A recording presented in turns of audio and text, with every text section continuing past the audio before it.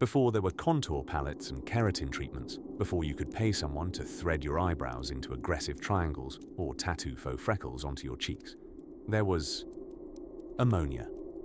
Yes, that glassy-eyed, nose-stinging chemical you most likely associate with thoroughly regrettable cleaning products once danced delicately, well, as delicately as possible, across the supple scalps of 1920s socialites. Not as a cleaning solvent, mind you. No, as hair product. Make yourself cozy, loosen your brow, and get ready to drift into a time when beauty was pain, but not in the poetic sense, rather in the itchy skin, potential permanent scalp injury sense. In the early 20th century, long before the FDA had its coffee in the morning, beauty salons became curious laboratories of aesthetic ambition. This was a time when inventors were both daring and slightly unhinged, and the ultimate goal wasn't necessarily beauty, but permanence. Curls that didn't fall. Complexions that remained unblemished by ungodly things like sunlight or time. Hair today. Still there tomorrow. Blissfully unchanged. A kind of old-school Photoshop, but using boiling chemicals. Take, for instance, the permanent wave, also known as the perm, or more accurately, the rolling, steaming gauntlet of mild suffering. Invented by German hairdresser Karl Nessler in 1906, the original perm machine was a contraption that looked less like a beauty device and more like something you might see in an early Frankenstein film. Wires dangled like jungle vines. Electric rods hovered threateningly.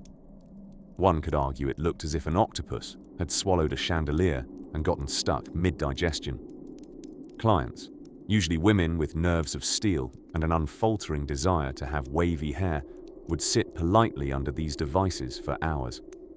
Their hair would be wrapped tightly in metal rods, then soaked with a chemical cocktail featuring generous helpings of ammonia and borax. Oh, borax. That humble, gritty substance you might associate with laundry rooms today, once moonlighted merrily as a scalp-permeating beauty agent. Then came the heat. A few hundred degrees of it. Enough to make you feel as though someone had tucked your head into a rather judgmental toaster. But it was all worth it, apparently, because at the end of this mildly sizzling journey, your hair emerged, theoretically, in lovely waves that lasted weeks. Unless, of course, some of your hair didn't make it. Breakage was rampant. Scalp burns. Practically expected. A bit of singed hair. Oh, darling, that's just the price of glamour. These early salons were part science experiment, part social club, and part pain endurance test. And yet, women flocked to them. Why? Well, beauty standards have never been particularly gentle. But imagine this. It's 1923, and you're one of the bold new women carving out a space in the world. You've bobbed your hair. You wear trousers sometimes. Trousers. You've even dabbled in driving a car. The world is shifting.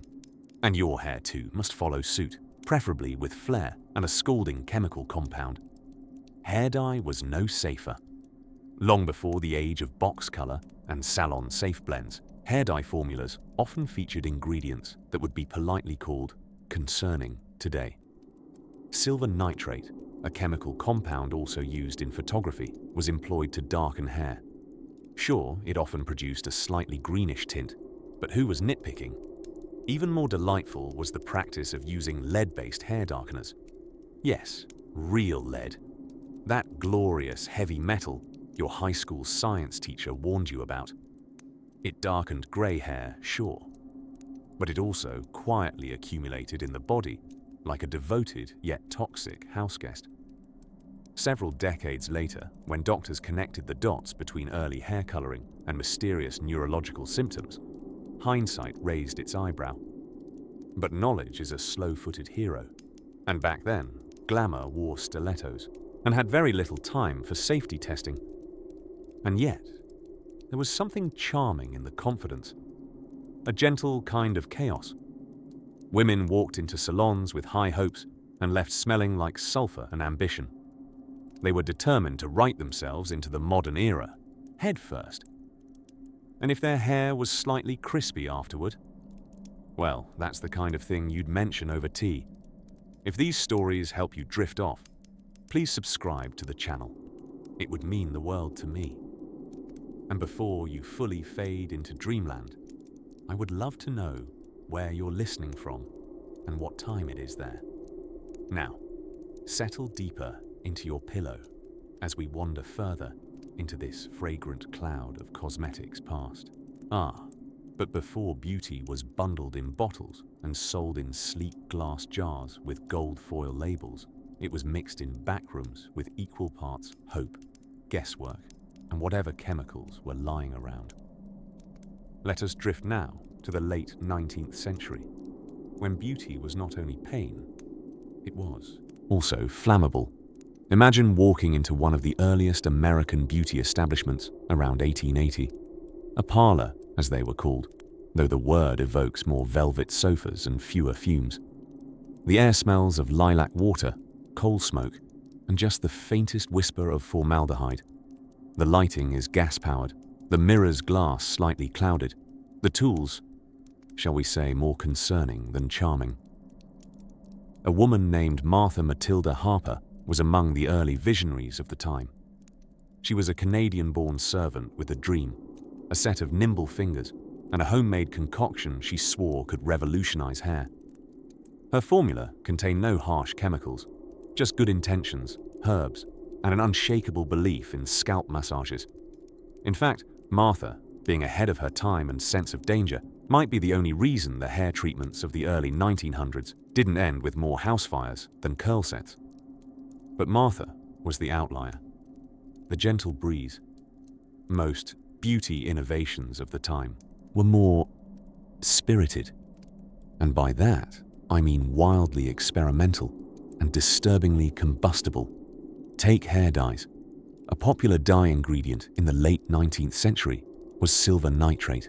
Yes, the same silver nitrate used in photography and lab experiments.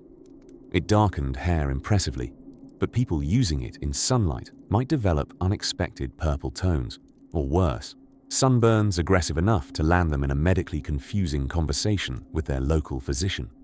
And because no one wanted streaky disasters, women would sit indoors for hours waiting for the silver to set in the strands, often while making small talk with strangers who were also slowly being chemically transformed. And oh, the perms! Early permanent waving machines looked less like salon equipment and more like something out of a Jules Verne fever dream. By 1906, German hairdresser Karl Nessler, also known charmingly as Charles Nestle, had invented the first widely recognized permanent wave machine. The device was, in essence, a terrifying chandelier attached to wires and clamps, which were then heated using electricity to curl the hair. Women would sit under this 10-foot-tall metal octopus of tension and coaxed optimism, their hair clamped in hot rods, while stylists hoped for curls and not combustion.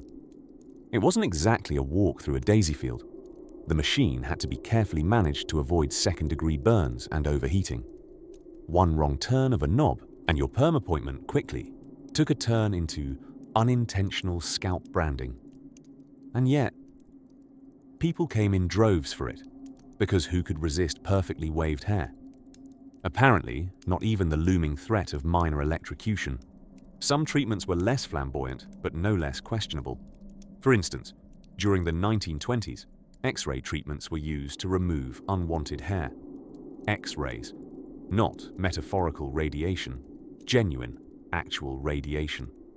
Clinics claimed that just a few exposures of this miraculous, invisible ray would rid you of facial hair. And they were right, either by killing the hair follicles or, sometimes, the surrounding tissue. Some women were left with hairless cheeks and exactly no eyebrows, plus a growing concern that they might be losing teeth for reasons unrelated to sweets. Oops. But let's not forget the role arsenic played. Marketed as a beauty tonic, arsenic wafers were sold to pale the complexion delicately. Because back then, looking like one hadn't seen the sun since the Crimean War was the height of style. It gave you that coveted look of possibly rich, definitely anemic, Of course, arsenic can thin the blood, rot the teeth, and end the user's beauty routine altogether. But these were minor details, often overlooked in the marketing pamphlets. After all, no one wants to read fine print when they're on the path to radiance. By the early 20th century, beauty wasn't just about looking transformed, it was about trusting the process. Even if the process included hazardous fumes, surgical-grade clamps, or the gnawing feeling that your eyelashes shouldn't be tingling. There was a bold curiosity in those early salons, a sort of shared hallucination that perhaps, with just the right powder, paste, or pressurized metal coil, perfection was only a singed hairline away. Settle in, dear listener. We're only beginning to pull back the velvet curtain on this century-long performance. Somewhere ahead in our dream-dusted wanderings, a woman will roll her hair in benzene. Yes, really, but not quite yet. Let's take our time. In the early 1900s, if you were a woman craving curls that tumbled like a waterfall or clung defiantly to your scalp like tightly coiled springs, the pursuit of such beauty meant confronting a beast, the permanent wave machine. These contraptions, which sound like something invented by a mad scientist on a Monday before coffee, were very real, very popular, and, somehow, legal. Let us drift back to a salon in 1922. The air is thick with the scent of ambition and ammonia. You're reclining ever so nervously in a velvet-lined chair that doesn't quite support your lower back. Above you looms a spider-like monstrosity of wires and clamps, affectionately referred to as the perm machine. Though it appears built for time travel or perhaps mild electrocution, it's here to shape your hair into waves that scream jazz and silent cinema. Now let's talk about Karl Nessler, the father of the modern perm. Or, if you're feeling particularly literary, the father of headbound heat trauma. Nessler, a German hairdresser with a dream and perhaps a touch of disregard for scalp health, developed the first successful permanent wave system in the early 1900s. His method? Wrap the hair around metal rods, apply a chemical solution, then cook the whole thing with an electrical heater. What could possibly go wrong? Well, several things. For starters, hair could break off entirely, or melt, or simply refuse to curl at all, behaving instead like a steaming pile of forgotten spaghetti. The heat, not like a warm towel on the back of the neck. We're talking upwards of 200 degrees Fahrenheit. That's hotter than the surface of a croissant straight out of a Parisian bakery. Salons would often keep a container of ice water nearby, ostensibly to cool the rods, but more likely to revive fainting clients or the anxious stylists managing these temperamental devices. The true marvel, though, is the social scene that bloomed around these fire-breathing machines. Gaggles of women would gather, trepidatiously climbing into metal thrones, each becoming a temporary cyborg of coiffure. One could read an issue of Vogue, catch the latest whispers about Mrs. Gladstone's tennis instructor, and have one's scalp nearly slow-cooked, all in a single visit. And then there were the chemicals. Thioglycolic acid became the star player, a compound that smells like wet socks soaked in vinegar and has the gentle charm of a chemical peel for each strand of hair. Used improperly, which charmingly was often, it could cause blistering, hair loss, or transform one's tresses into a crispy tumbleweed of regret. The smell lingered, not only on hair but in wallpaper, upholstery, and perhaps deep in the soul. But the dream endured. Even Charles Nessler himself, whose own wife was his guinea pig for the first hot iron wave experiments, pressed onward. She reportedly lost most of her hair in the inaugural attempt, a sacrifice to the goddess of curl. Still, the invention was a hit. Nessler opened salons in London and New York, styled the locks of glittering flappers, and became fabulously wealthy, proving once again that fortune favors the bold, the brave, and those willing to risk third-degree burns for bounce and body. Beauty, it seemed, had an unbreakable partnership with mild chemical warfare. Yet for all its hazards, the permanent wave was more than vanity. Back in the day, a hairstyle wasn't merely aesthetic indulgence. It was declaration and defiance. It said, I have the time, I have the means, and I will sit under this electric octopus until I am fabulous, even if it frizzles every nerve ending I own. In a rapidly modernizing world, women sought control over their appearance, over their image, and perhaps, in some defiant small way, over their futures. A tightly wound curl was structure in a chaotic age, and probably also a mild fire hazard. So the next time you plug in your ceramic flat iron and complain about a bad hair day, remember the brave souls before you, the women with their scalps scorched and spirits undimmed, wrapped in wires like flamboyant antennae to the beauty gods. They wave goodbye to safety and hello to style. And as we quietly lower the salon's sizzling hum behind us, little wisps of hair smoke still curling in the scented air, we'll gently glide toward another tool of transformation, one that promised every woman could look like a movie star. If she didn't mind a little toxicity in the process, it was in the late 1920s, beneath the humming neon signs of main streets and the whispered rustlings of silk dresses, that beauty salons across the Western world quietly transformed into low-grade chemistry labs. These weren't your modern cucumber water and spa music kind of salons. No, these were places of brave ambition and light chemical warfare, where women marched in draped capes and plastic bonnets toward the future, one questionable perm at a time. You see, the first chemical perm was not concocted by some Manhattan stylist with apothecary vibes. It was the brainchild of a German inventor named Karl Nessler, who, in the early 1900s, developed a machine that looked more like a courtroom exhibit than a styling tool. This device, the original perm machine, used electric heat, tongs, and a solution reminiscent of something you'd use to etch industrial metal. Perhaps useful if you ever wanted your hair and a World War I battleship to share a common pH. By the roaring 20s, Nestler's idea had traveled across the Atlantic, taken hold in American salons, and grown more adventurous and terrifying. Women would sit for hours, yes, truly hours, beneath monstrous, octopus-like machines, with curling rods hanging down like ill-tempered vines in a mad scientist's greenhouse. These rods were kept warm by electricity, which meant the occasional spark, or miniature fire. But what's a little flaming hairline when working toward peak glamour? Now enter the chemicals. Chief among these was ammonium thioglycolate, a name that sounds like it should require a hazmat suit just to pronounce.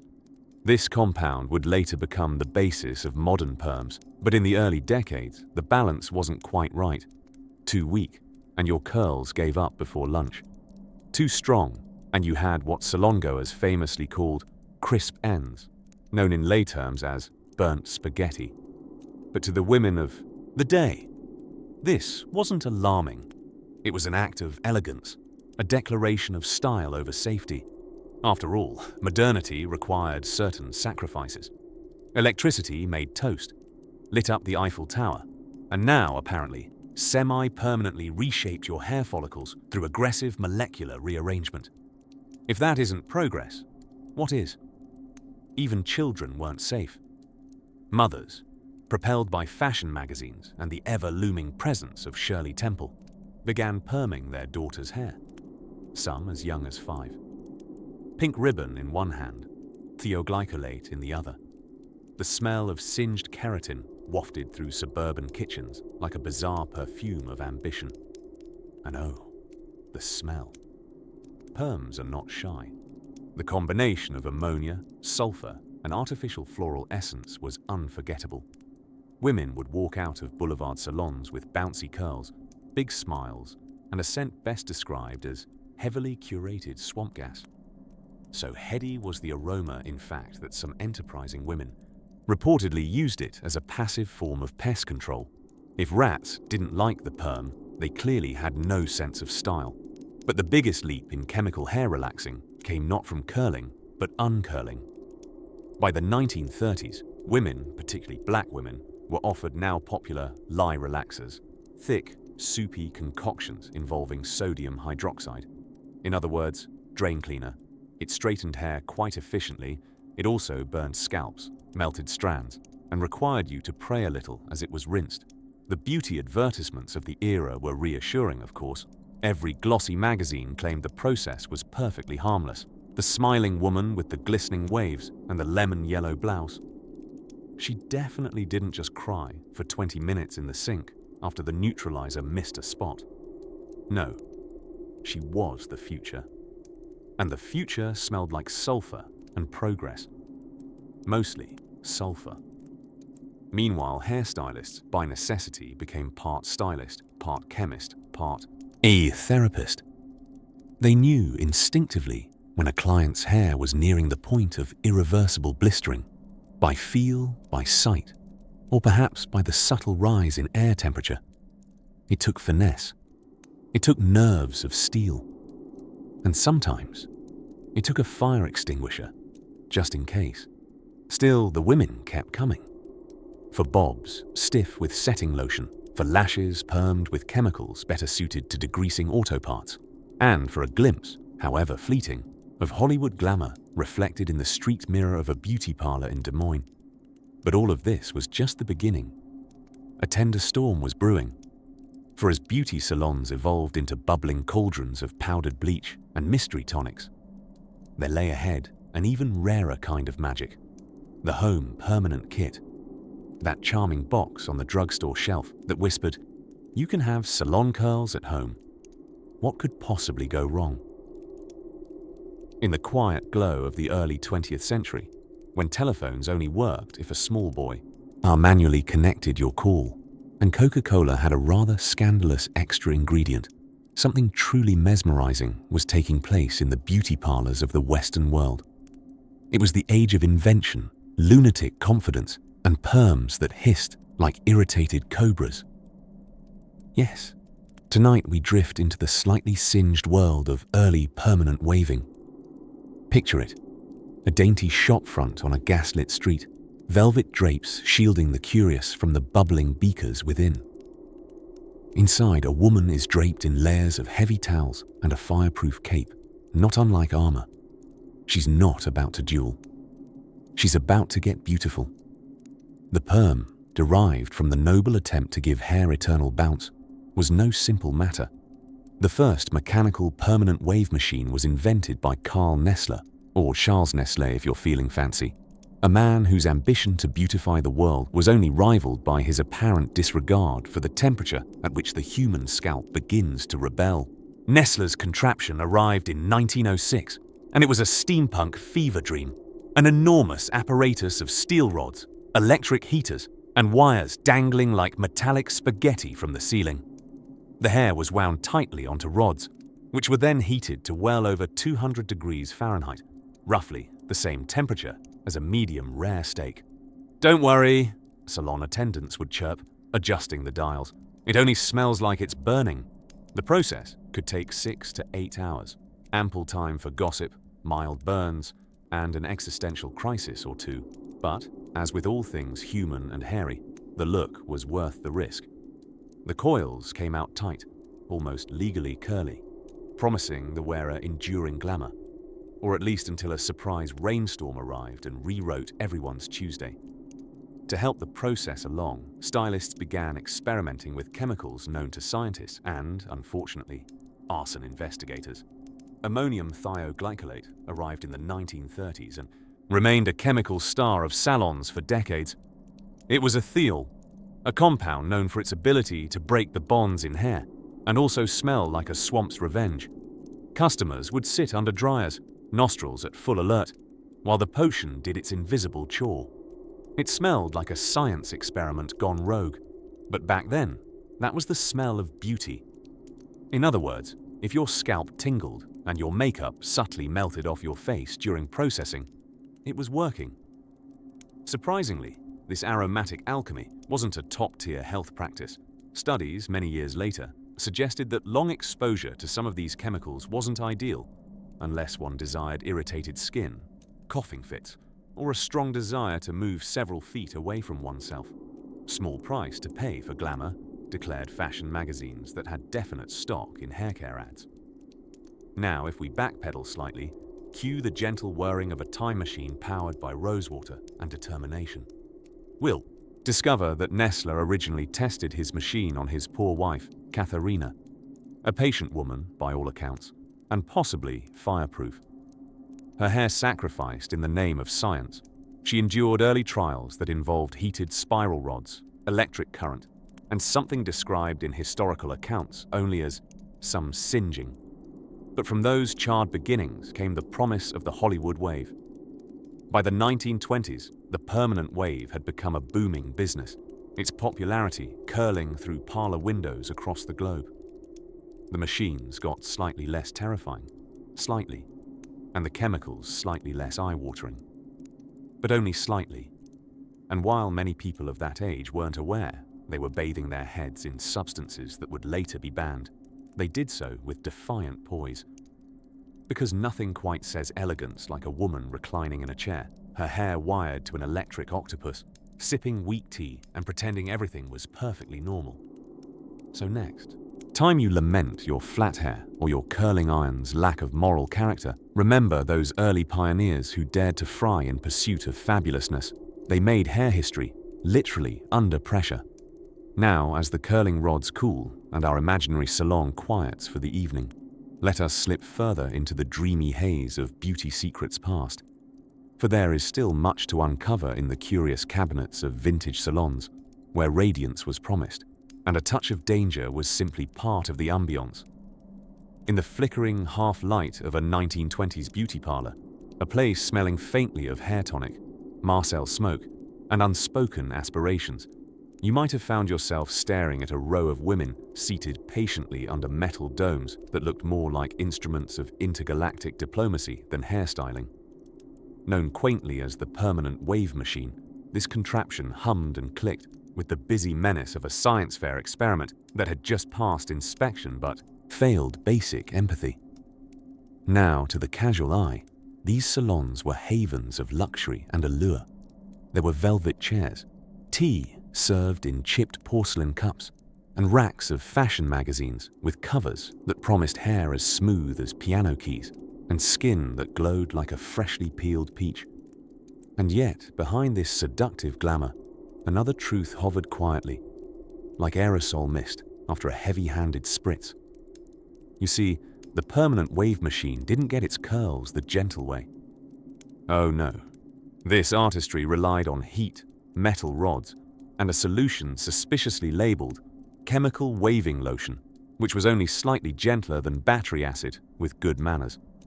Women would sit for 6, sometimes 7 hours, while coils of their hair were clamped into scalding tongs and basted lovingly in a solution involving borax, potassium hydroxide, and a touch of ammonia, ingredients which, today, would send a modern chemist into a legal panic and a minimum wage worker bolting for OSHA. Invented by the delightfully persistent German hairstylist Karl Nestler, yes, of course his name was Karl, and first tested on his dutiful wife, against, one suspects, considerable better judgment, the original wave machine resembled a hybrid between a chandelier and the final boss of a steampunk video game. Long cords dangled from a towering metal stand, each ending in a clamping iron that could curl and cauterize simultaneously. A half-inch adjustment could mean the difference between cascading Hollywood curls and a third-degree scalp souvenir. It wasn't just the mechanical heat that was alarming, it was the fine print on those ingredient lists. Hidden within those curl-setting concoctions were hard-working chemicals like thioglycolic acid, which in modest doses softened the hair's keratin structure. In slightly immodest doses, it could also singe your nostrils and take the paint off nearby furniture. And yet, for thousands of women yearning to banish their natural waves in favor of artificial ones, or add curls their hair never even wanted, this was considered relaxing. Of course, no account would be complete without a mention of the occasional electrical fire. Yes, dear listener, the combination of open wiring, flammable chemicals, and heads wrapped in wet cloths was not entirely disaster-proof, especially in an age when fuses had charming nicknames, and most people believed that anything electrical had, at heart, good intentions. Salons were a sanctuary of beauty, but on certain Tuesdays, they were also light producers of indoor smoke. Despite, or perhaps because of, the possibility that you might emerge either more beautiful or lightly electrocuted. The popularity of the perm soared throughout the roaring 20s and beyond. Fashion demanded it. Flappers with their bobbed hair wanted that little kick of wave, that sassy bounce that let a stranger across the room know, I listen to jazz and I probably drive my own car. A woman with a permanent wave was not just ahead of the curve, she was the curve. While Nestle's machine would eventually evolve into less medieval apparatuses, involving less heat, fewer cables, and, ideally, fewer lawsuits, the notion of chemical transformation had sunk its lacquered claws deep into the culture. By the time mid-century rolled around, you could get your hair waved, set, teased, or permed in arrangements that resembled sculptures more than scalps. And all of it, blessedly, still smelled faintly of optimism, lie, and desperation. But back in the dim-lit salons of early permanence, where trays clinked with metal rods and women fanned themselves between procedures, beauty was something you earned, not just expected. You earned it by sitting still, inhaling things that would not pass modern inspection, and emerging on the other side, frizzed, fried, and fabulous. It was a kind of bravery, a chemically induced valor. And as the wave machines clicked off for the night, and the last customer adjusted her bonnet over freshly boiled curls, the salons grew quiet once more. The scent of steel and lavender hung in the air like a memory too bold to fade. Soon we'll ease into a different transformation altogether, one that involved noxious powders, pale eyelashes, and the subtle art of making one's face resemble a porcelain doll lost in a department store. But for now, let that curious buzzing fade, like a curling iron in its holster, cooling in the moonlight. In the pale glow of gaslight and early electrified vanity mirrors, nestled within the hum of curlers and the whisper sizzle of hot irons, there thrived a curious co-conspirator in the pursuit of beauty: formaldehyde. Yes, that very same noxious compound that now resides mostly in science labs and nightmares found itself quite at home in the beauty salons of the early 20th century. Welcome to a time when looking fabulous came with a whiff of danger and lightly pickled eyelashes. Formaldehyde, as it happened, was the chemical belle of the ball for a spell. It smoothed hair, preserved curls, and stiffened waves like an overzealous art teacher's papier-mâché project. The goal? The elusive, glossy permanence of glamour. And if a few nose hairs were singed along the way, well, that was simply the cost of looking your best in 1924. Salon patrons, swathed in capes and hope, sat dutifully as beauty operators, the rather theatrical term used for cosmetologists of the day, applied creams and lotions that could have passed for laboratory runoff. A popular treatment by the name of the formaldehyde finger wave emerged.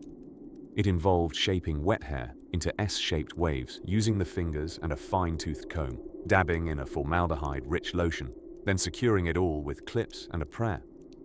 The result? Hair that gleamed like onyx and held its shape longer than some marriages of the time. But the price was more than just a lingering chemical scent that attached itself to pillows and intrigued pets. Formaldehyde vapor, it turns out, is a rather enthusiastic irritant. Eyes watered, noses ran, and lungs contemplated resignation letters. There were warnings, of course, printed discreetly, often in fonts so small they could only be read by ants with bifocals. But beauty, as they say, is pain.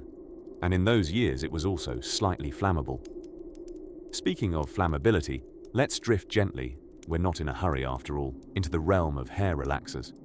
Early chemical straighteners also got in on the formaldehyde frenzy.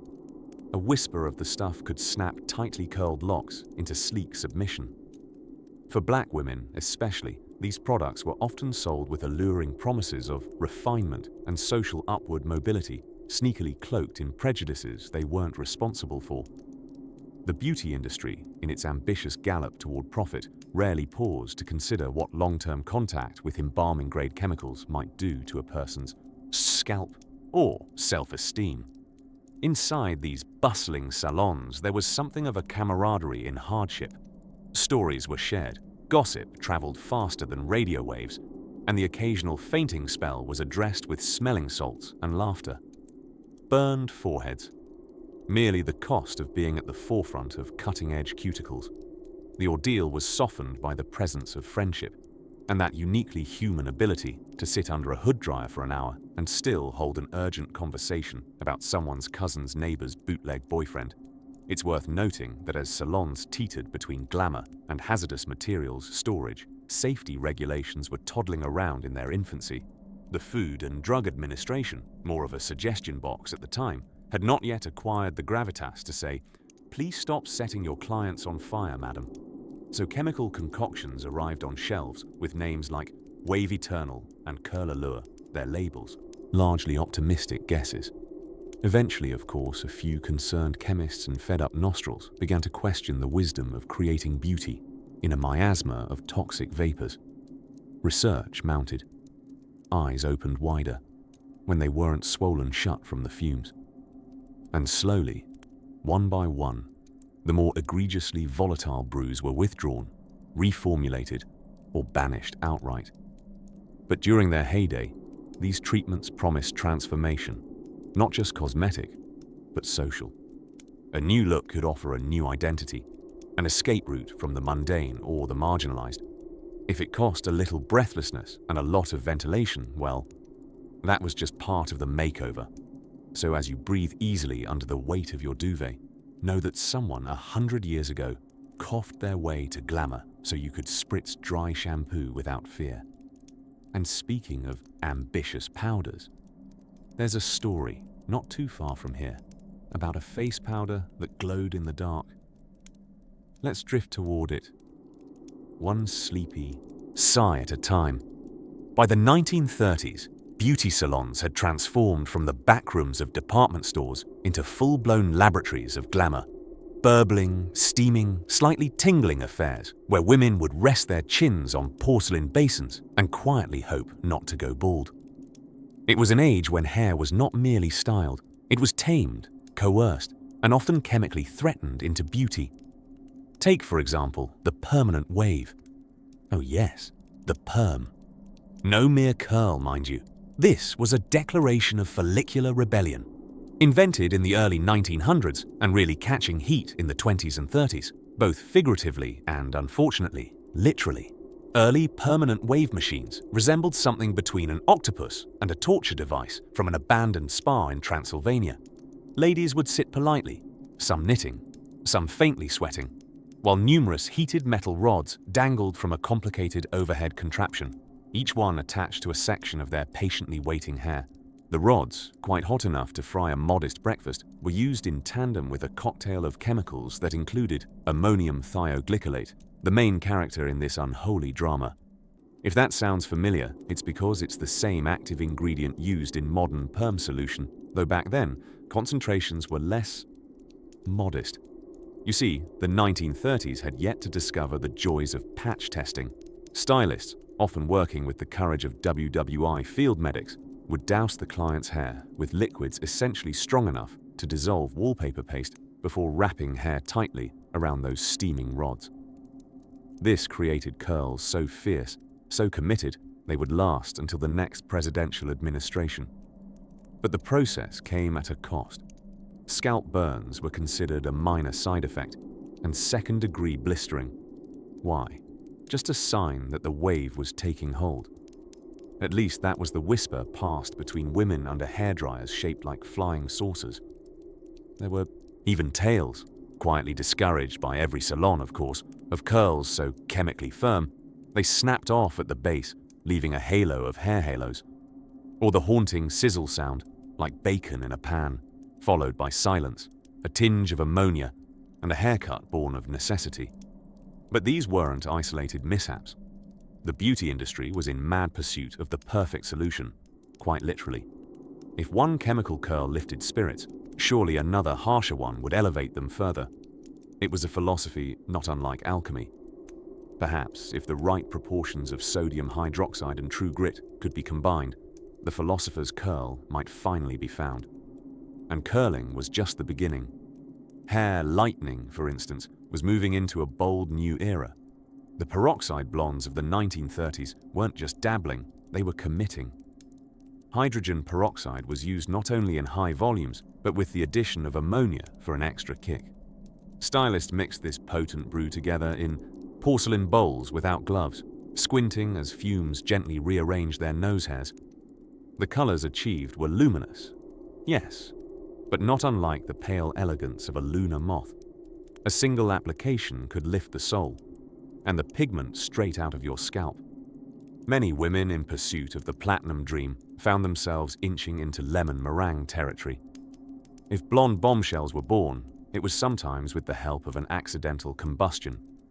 Salons kept bowls of talcum powder on standby, not for frivolous refreshment, but to smother minor chemical fires. Imagine lounging serenely in a chaise, hair wrapped in foil, when a section spontaneously hisses. The stylist calmly pats a little powder on it, like seasoning a hot skillet. "Just the solution reacting, dear," she says with an encouraging smile. That means it's working. But truly, perhaps nothing reflected the ambition of these early beauty alchemists like eyebrow tinting. This was often done with a form of coal tar dye, a phrase that should not be comforting. The FDA really only started getting picky about such things in the later 30s, and until then, you could paint your eyebrows with ingredients also favored by road crews. Some tints were technically illegal even then, but that was a detail often overlooked in favor of achieving the ideal brow, arched, dark, and concentrated enough to imply a permanent state of surprise. Women left salons with eyes smoldering like silent movie stars, though occasionally irritated enough to appear allergic to oxygen. Still, the pursuit of beauty waited for no man, and certainly not for an FDA warning label. There was experimentation, innovation, and just a touch of singeing. The salon was a theater, a lab, a battlefield, and the women who emerged, poised, curled, and faintly chemical, were the vanguard of a new aesthetic age. Soon enough, even more peculiar, and somewhat edible, beauty treatments would start finding their way into the salon. After all, if chemicals could curl, then cucumbers could sculpt, and mayonnaise, well, that had its place too. By the 1930s, American beauty salons had transformed from whispered side hustles in kitchen corners to half-glamorous hubs of hissing gadgets, chemical cocktails, and gossip potent enough to curl hair faster than any machine. Quite literally, in fact. Some of those early contraptions could fry a perm faster than your grandmother could say, pin curl. Now, tonight, I invite you to wander softly through the pink mist of eau de ammonium and trace a piece of salon history so delightfully odd, it might just sing you to sleep. Picture it. Kansas City, 1937. A woman in a duck-egg blue housecoat marches into Bernice's deluxe beauty lounge, hoping to emerge as a vision of silver screen sophistication. Think Myrna Loy, not Mildred the librarian. She carries herself with hope, and perhaps just a pinch of fear. Because today, she's getting the Zotos permanent wave. Ah yes, the Zotos. A name that sounds like a cocktail, but behaves more like a science fair gone rogue. Developed by American chemist Arnold F. Willett, the Zotos system was marketed as a revolutionary cold wave perm, no need for boiling pots or clunky metal helmets. Instead, it used thioglycolic acid, a name that should have struck fear into anyone who'd passed high school chemistry, but in the 1930s sounded quite glamorous when said in soothing tones and paired with promises of bouncing waves and new beginnings. Now, thioglycolic acid, if you're curious, is a pungent compound known for its smell. Something like spoiled eggs doing the Charleston. But it had a magical talent. It could break down the hair's disulfide bonds, reshaping locks into soft curls, so long as you didn't breathe deeply or light any candles nearby. Willett's innovation was a step toward modernity. Goodbye to burning hot rods and clunky electrical contraptions worthy of a Frankenstein reboot. But even in its gentleness, the Zotos wave was still, let's say, provocatively fragrant. Clients often emerged with springy curls and eyes that subtly watered for the rest of the week. Beauty salons in this era were both havens and hazards. You never quite knew whether you'd walk out feeling like a glamour girl or resembling a toasted dandelion with regrets. And even if the styling went well, those chemicals left their mark. Stylists, bless them, worked day in and day out, repeatedly inhaling vaporous compounds that would eventually end up on lists labeled occupational hazards, things you shouldn't be around without a hazmat suit. But back then, that smell was the smell of transformation, darling. Marketing men, most of whom had never set foot in a salon outside of asking for a trim, slathered everything in the language of pseudoscience and high promises. Beauty shops advertised electroactivated facial rejuvenation, which roughly translated to zapping the face with a low-voltage current while pretending it wasn't giving the client a very controlled tingle. What was it doing? Possibly exfoliating, probably mildly alarming, definitely unpredictable. And then came the scalp rejuvenators, tonics with ingredients like mercury, lead, and borax. Yes, borax. Today, it's what you mix with slime for your niece, but in 1933, apparently it could also fix your receding hairline. At least according to Earl, the enthusiastic, mustached man in the newspaper ad.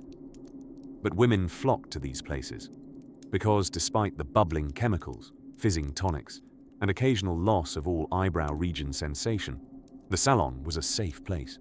For beauty, certainly, but also for conversations whispered between perm rods, secrets soaked into the vinyl cushions of hairdryers, histories shared while waiting for Marcel waves to set. Meanwhile, ambitious manufacturers kept pushing the boundaries of what could be done with a copper tank, a few dials, and a vat of liquid with a warning label. The concept of beauty through science was taking hold with thrilling, shaky hands. American dreams were being permed into place, one sulfuric whiff at a time.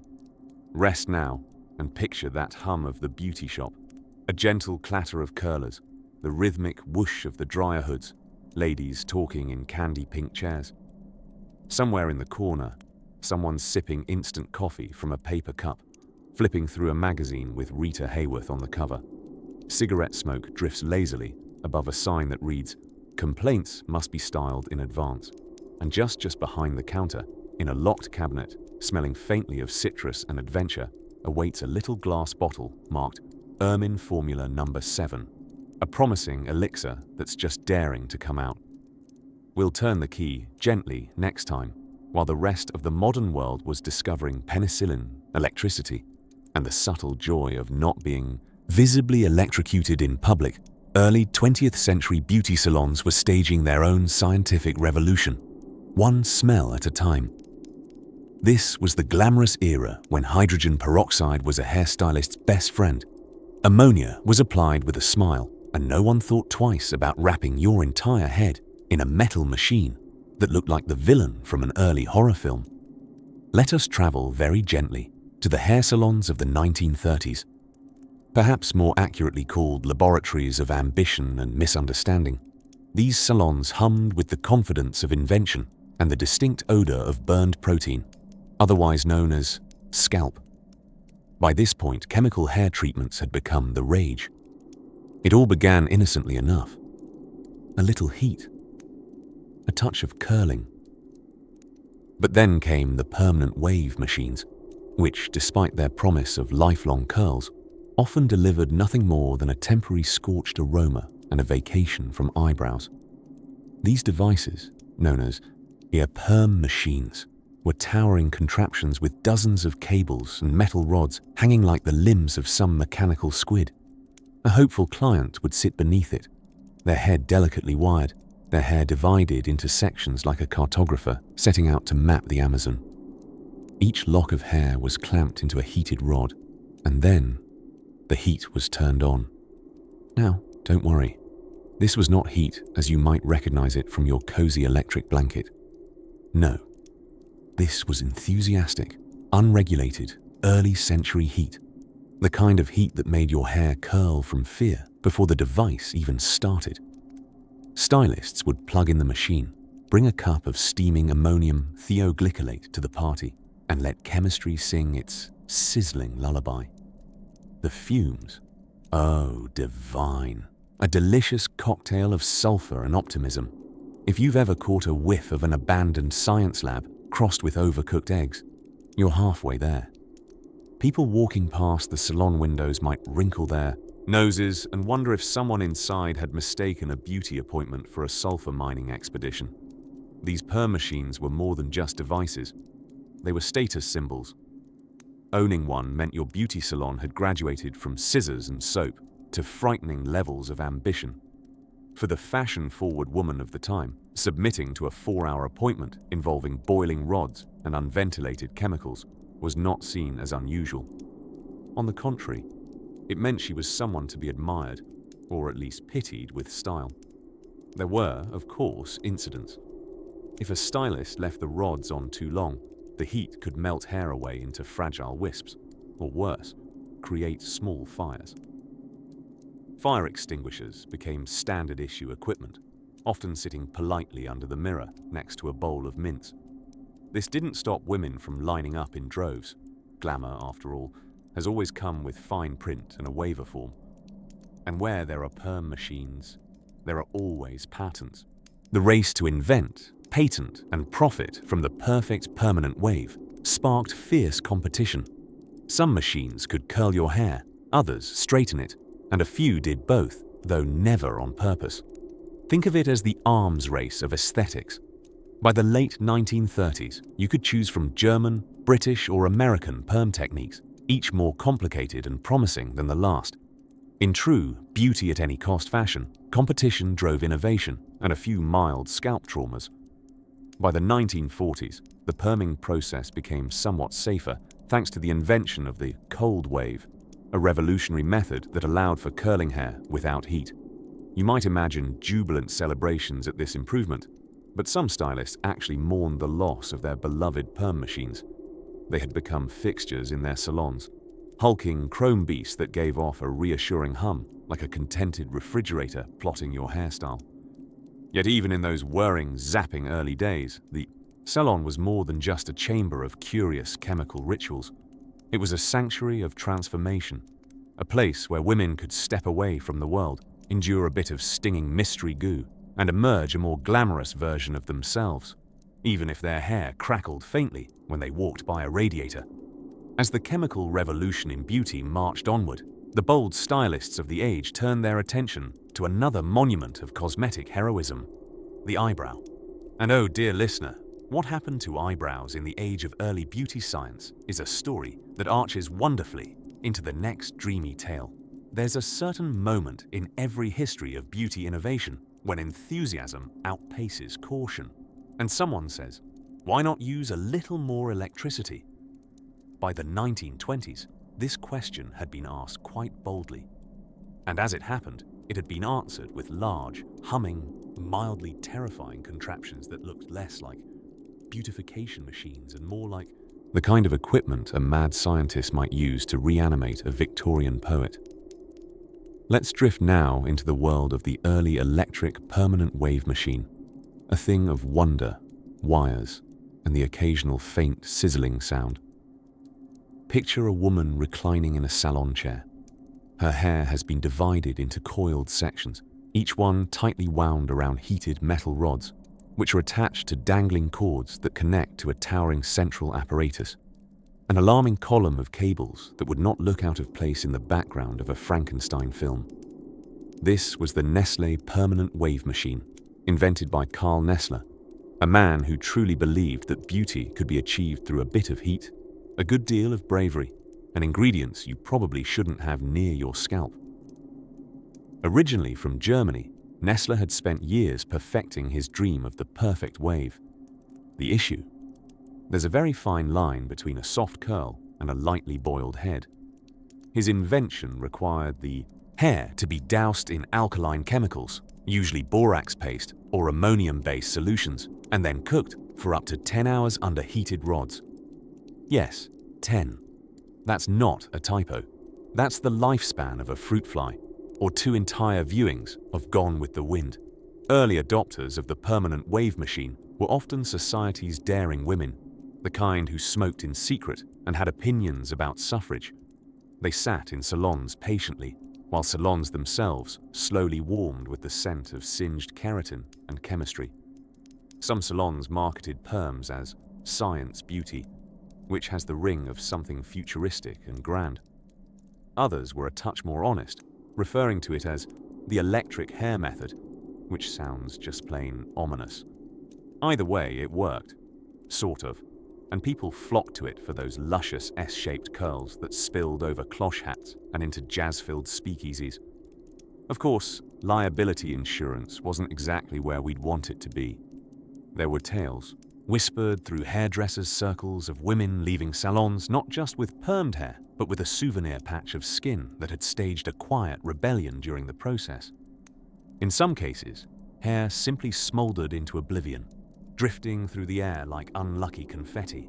Yet, people kept coming.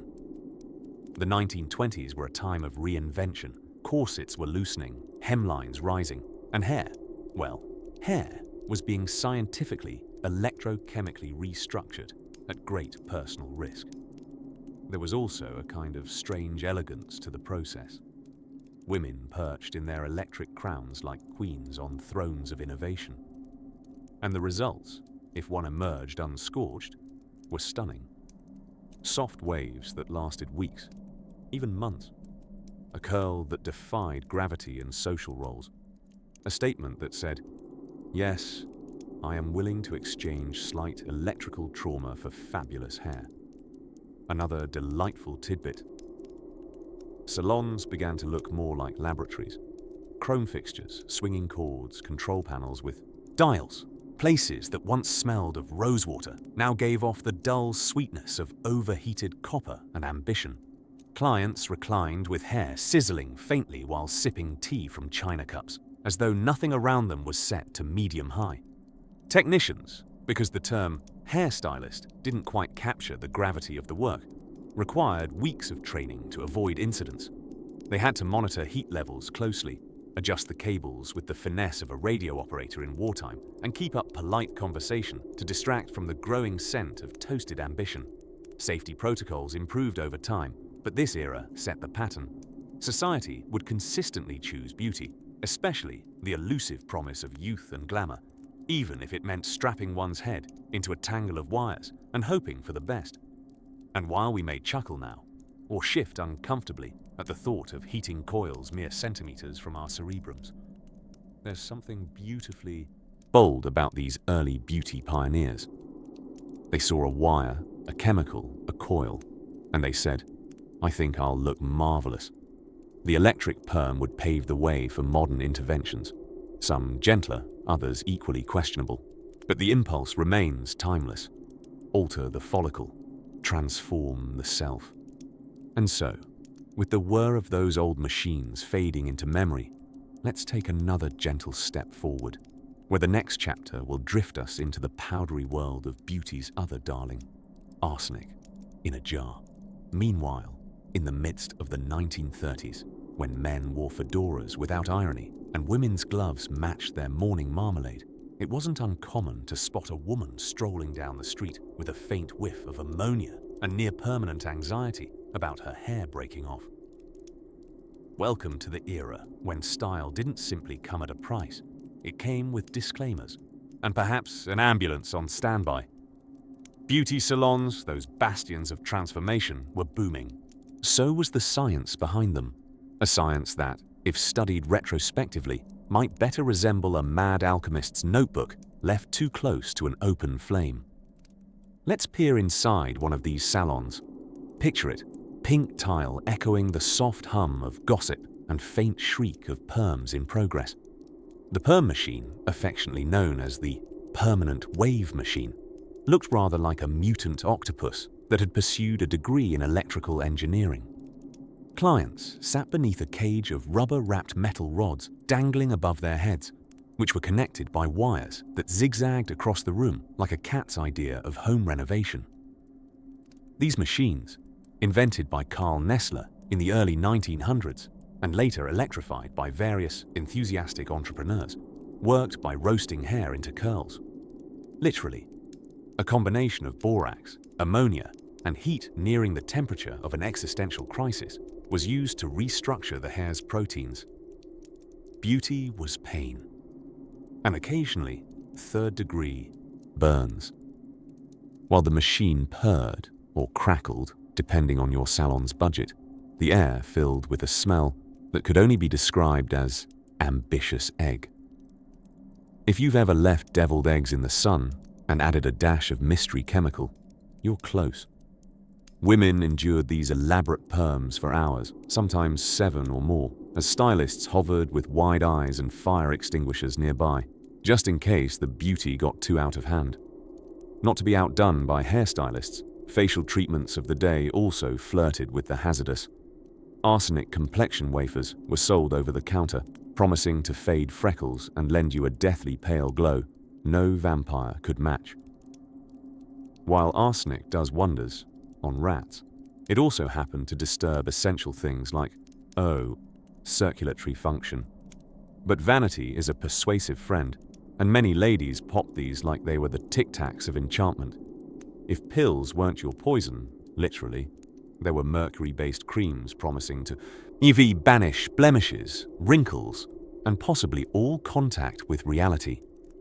Mercury, the darling of thermometers past, had a neat little habit of accumulating in the body and doing, shall we say, impressive damage. Insomnia, tremors, and a tendency to forget what day it was could all be yours, with glowing cheeks to boot. Yet perhaps the boldest dance with danger came through the process of hair bleaching. Today's highlights are tame compared to the chemical calisthenics of yesteryear. Early bleach solutions often included hydrogen peroxide at strengths strong enough to turn straw into confession.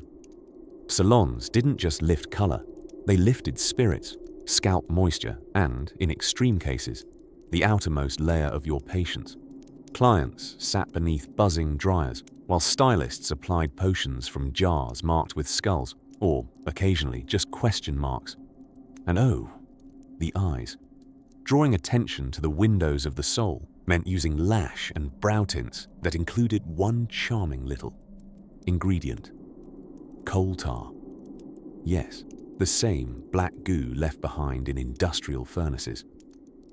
Rich with color and riddled with risks, coal tar dyes were linked to everything from allergic reaction to blindness. In some regions, tinting became a whisper crime, quietly requested behind velvet curtains like a speakeasy for eyelashes. Amidst all this chemical chaos, one might wonder, were women simply unaware of the risks? Well, some were. Others knew and did it anyway. Because beauty, much like history, tends to be a mix of hope, hubris, and the possibility of becoming luminous, if only for a season. And so, armed with their powder puffs and bravado, women braved the salons. The smiles they wore might have been slightly strained by the tightening effects of formaldehyde-laced lotions, but they sparkled all the same. Now, let's take a slow breath and loosen the grip on your curling iron of curiosity. The tale ahead draws us gently into the whispered world of beauty pageantry, where the standards were high, the stakes were glitzy, and the hairspray was flammable enough to fuel a small parade float. Some stories begin with once upon a time, but in the world of early 20th century beauty science, if we can call it that, things began more often with once upon a smell.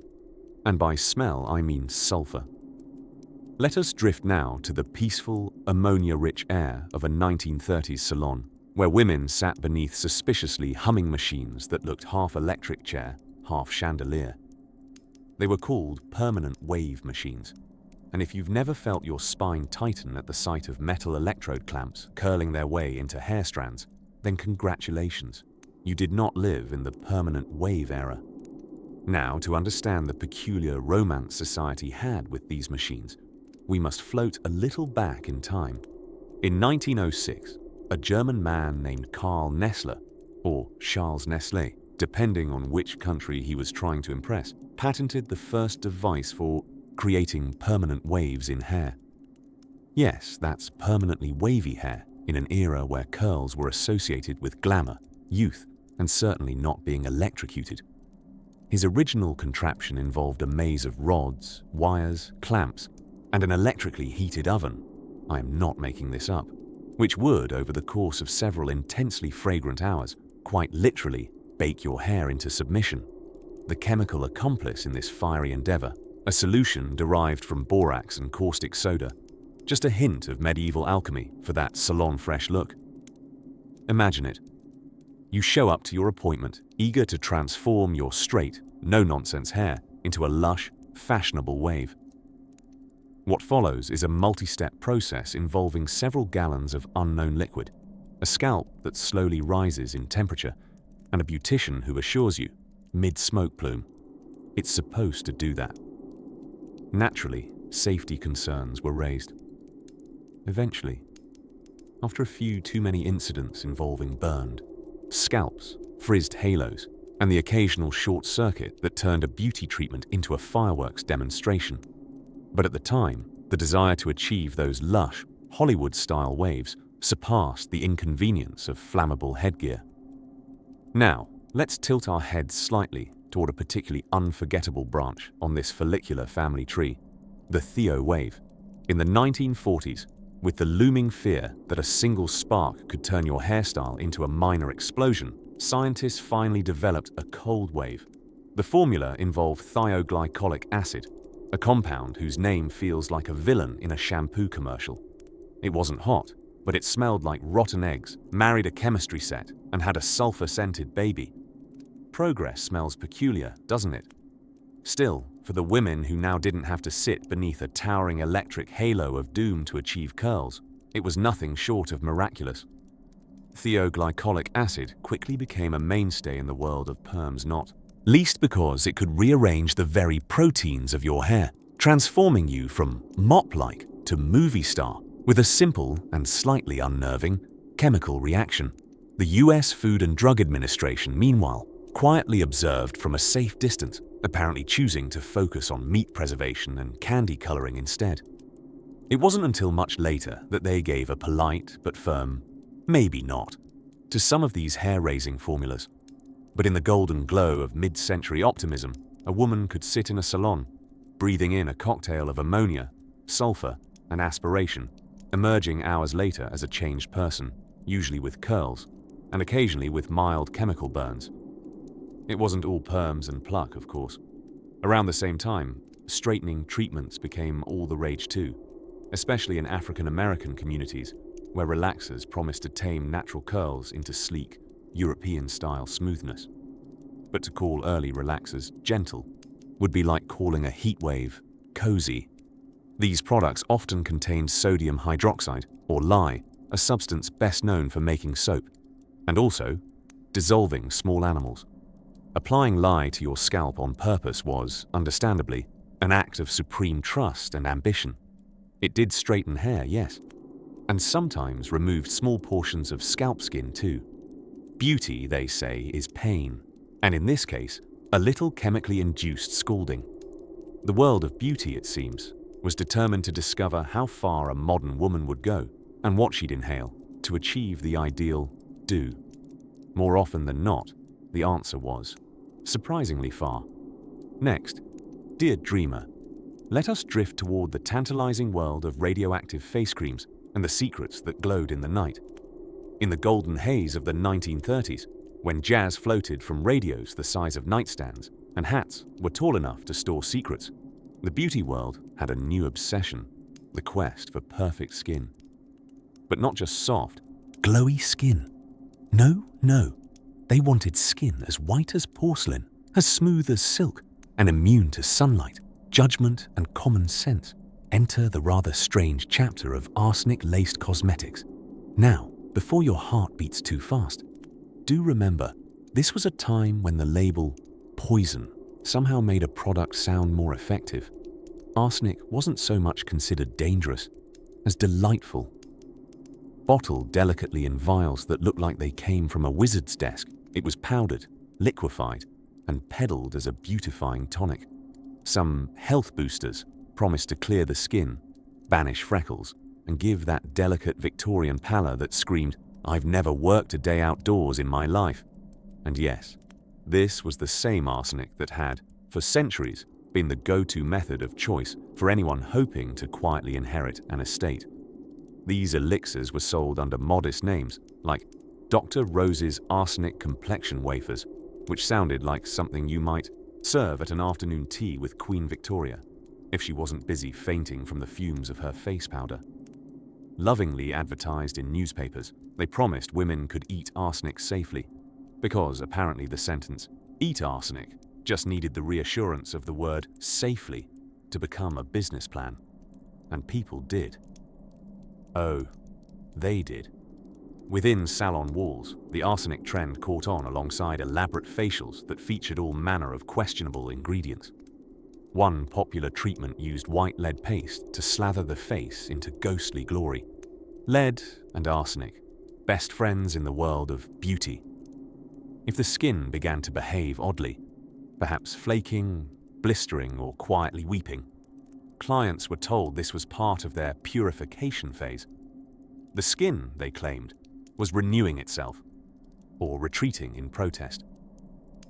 Meanwhile, in the back rooms of pharmacies and salons, chemists turned cosmetic artists mixed up their own glowing potions. Some regulation. There was a certain madness to the alchemy. Want a brightening cream for freckles? Try a dab of bichloride of mercury.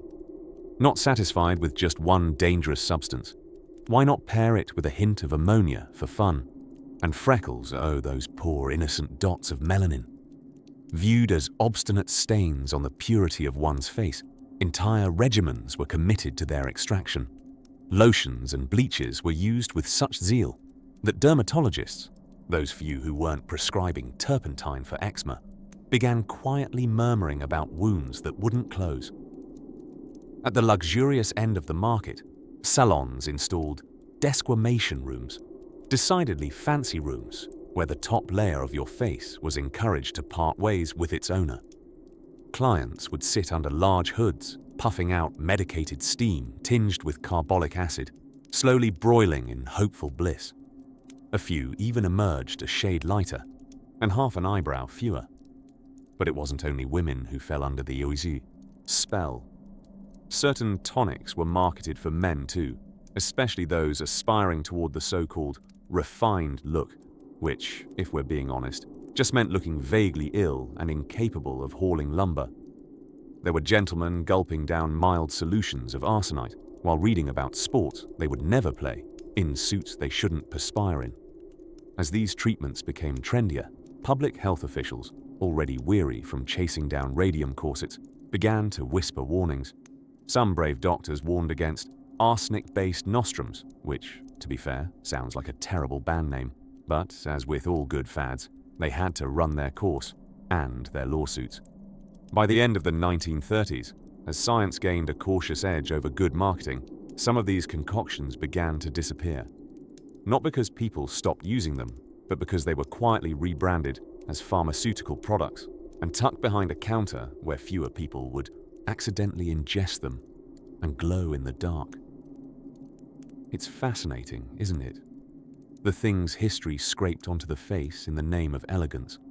But in the shadows of these arsenic treatments, a different miracle of invention was already simmering. One that promised beauty through technology, not chemistry. Let's float there next, to an era when machines joined the makeover, and the hum of self-improvement met the buzz of electricity. By the 1930s, beauty was serious business. You might think it still is, but back then it was radioactive, literally in a few cases. And if you were a woman looking to stay fashionable during the Great Depression, you may have risked more than your budget at the beauty salon. You might have risked your scalp, your eyebrows, and perhaps, as we'll see in a moment, spontaneous combustion. The era saw a peculiar mingling of chemistry and cosmetics, a desperate love affair between science and vanity. But like most ill-fated romances, it produced some deeply questionable offspring. One such invention, the infamous permanent wave machine, a device that resembled something between an electric throne and a torture chair from a mad scientist's boudoir. Invented in the early 1900s and popularized in the 20s and 30s, these machines promised to revolutionize hair care by offering women long-lasting curls, or waves, that didn't rely on doing battle with a curling iron every morning. The theory was elegant. Apply a chemical solution to the hair, then heat it with electricity using a complex system of hot metal clamps dangling from cords like aggressive jellyfish. Let's sit. Hope you don't fry. It was called the perm, and to be fair, it was kind of a miracle. Before that, getting curls meant sleeping in rag rollers or enlisting the help of a very brave friend with excellent reflexes and a heated rod. The permanent wave machine offered a mechanized shortcut, until of course it exploded. Yes, there were occasional incidents. You see, controlling temperature in 1930s electronics was a bit like trying to gently warm toast with a blowtorch. The machines would sometimes overheat, and stories floated around city salons of the occasional puff of smoke drifting upwards as someone attempted to attain the perfect wave. In all fairness, exploding heads were more rumor than reality, mostly. But the risk of scalp burns was quite real. Imagine reclining in your salon chair, with a dozen sizzling coils dangling only inches from your temples, all in the pursuit of glamour. Courageous doesn't even begin to cover it. While your locks slowly simmered, you might have been dabbed with a variety of creams and tonics, many of which would never get past a safety inspector today. For instance, popular hair dyes in the 1930s sometimes contained lead acetate. Yes, lead, also used in paint and plumbing, and as it turns out, completely unqualified for use on a human head. The selling point: Grecian formula for youthful hair, a phrase that likely inspired Homer himself to roll over in his grave and demand a refund. This hair dye gently restored color over time, which sounds charming, until you realize the dark hue came courtesy of a slow chemical reaction between the lead and sulfur in your hair. This gave the opposite of a halo effect, with your scalp absorbing trace amounts of lead on a regular basis. The dangers of defying grey. Of course, salons weren't just hawking questionable hair solutions. Electrotherapy facials were all the rage. Women paid good money to have their faces zapped, just a little, by devices that promised to stimulate skin renewal. The brief jolt to your cheek was supposed to wake up your collagen and increase circulation. What it often did, tragically, was give off the faint smell of burning peach fuzz. There were glass rods filled with neon or argon gas, shaped like miniature weaponry. These wands were pressed gently to tired complexions, crackling softly and emitting a soothing purple or orange glow. On paper, it was skincare. In practice, it was a light show paired with light sizzling. Electrode-tipped beauty, the perfect thing to follow your 90-minute mechanical perm. And, for the ultra-modern woman, there were injections. Arsenic was sometimes used as a beauty tonic, albeit more often sold as a miracle pill than injected. The pills were usually white and claimed to improve skin tone, reduce blemishes, and bring out the natural bloom, because nothing says natural like a poisonous element once favored for intrigue-style murders in Victorian novels. In the soft-lit salons perched above Fifth Avenue shops or tucked behind Midwestern pharmacies, America's women of the 1930s sat bravely beneath humming, clanking contraptions, with smiles etched in worry and primer, all for the promise of beauty. It was an age where the pursuit of prettiness coexisted casually with danger, and nobody blinked at steam rising from the scalp. And as eyelids gratefully droop and the rhythm of history begins to lull, let's gently drift toward our next vignette, where cosmetics marketing took a turn for the positively radioactive.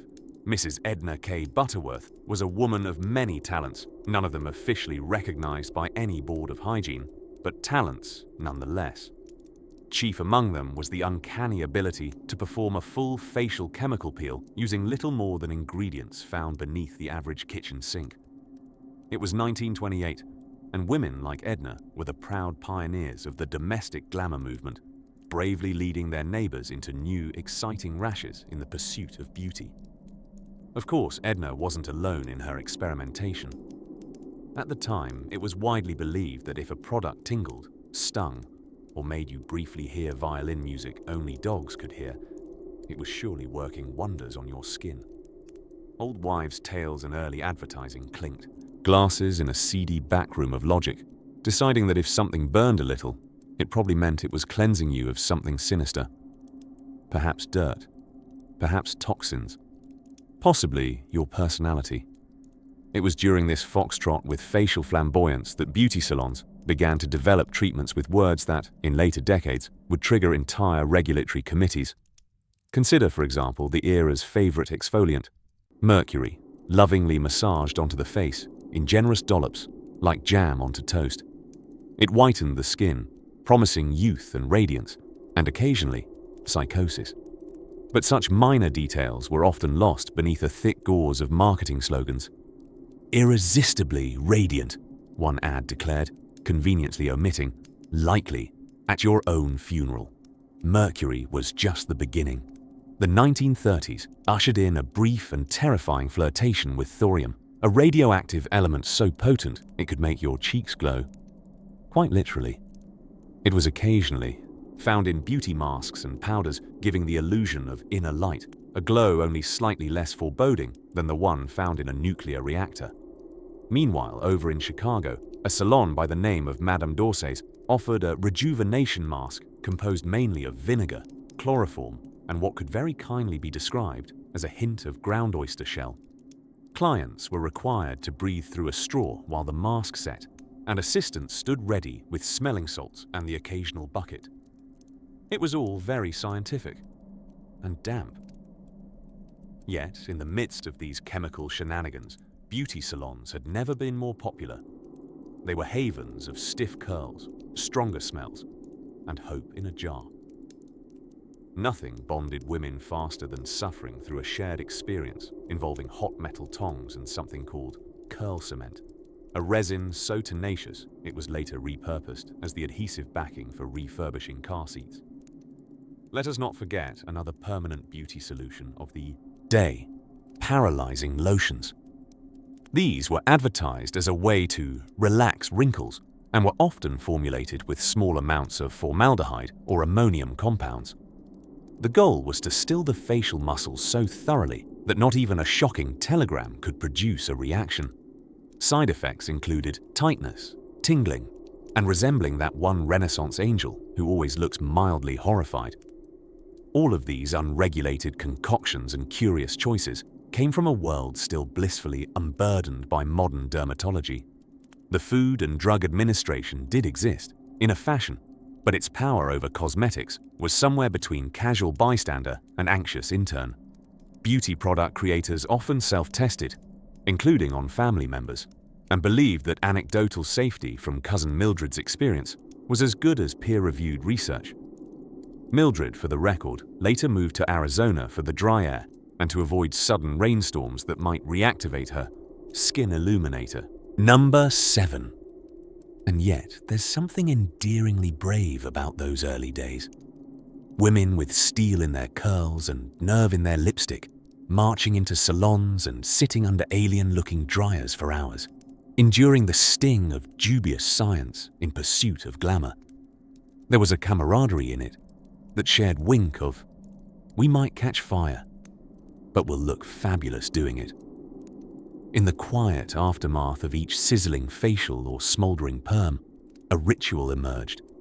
A ginger stroll home in the dusk, fresh bandages hidden beneath silk scarves, and the faint scent of ammonia trailing like a perfumed comet. Neighbors would nod, respectfully impressed or slightly alarmed, as if to say, "Ah, she's had the Thursday treatment. Very brave."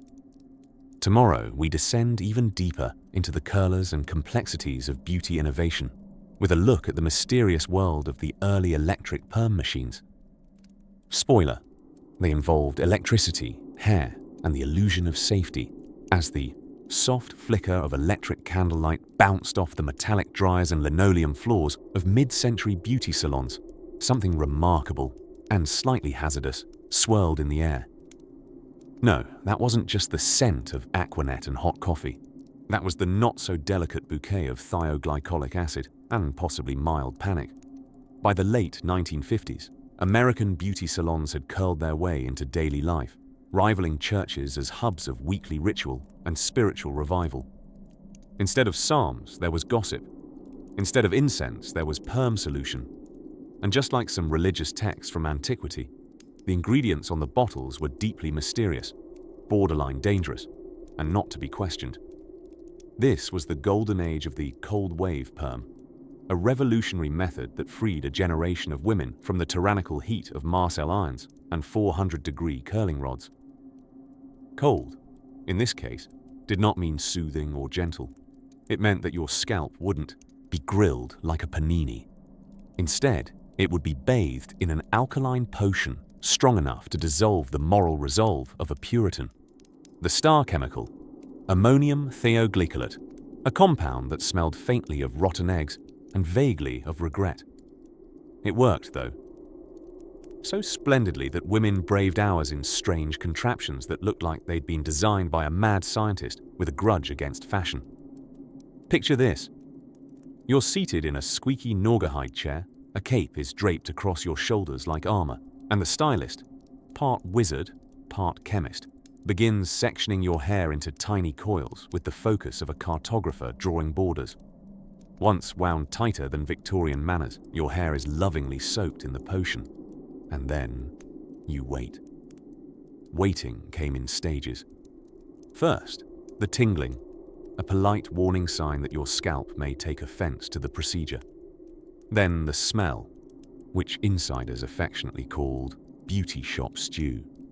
And finally, the existential stage, the moment when you glanced in the mirror mid-process and questioned every life choice that had led you here. Some women found themselves with perfect waves, others with hair that now resembled a charred Brillo pad. The perm was a game of chemically infused roulette, but beauty, as ever, required sacrifice. Occasionally, the sacrifice was just your dignity. At other times, it was your hair's structural integrity. Still, perms were only the beginning. Salons of the atomic age became hotbeds of experimentation. They were like little laboratories where no one wore goggles, but many emerged blinking as if from battle. Bleach? Absolutely.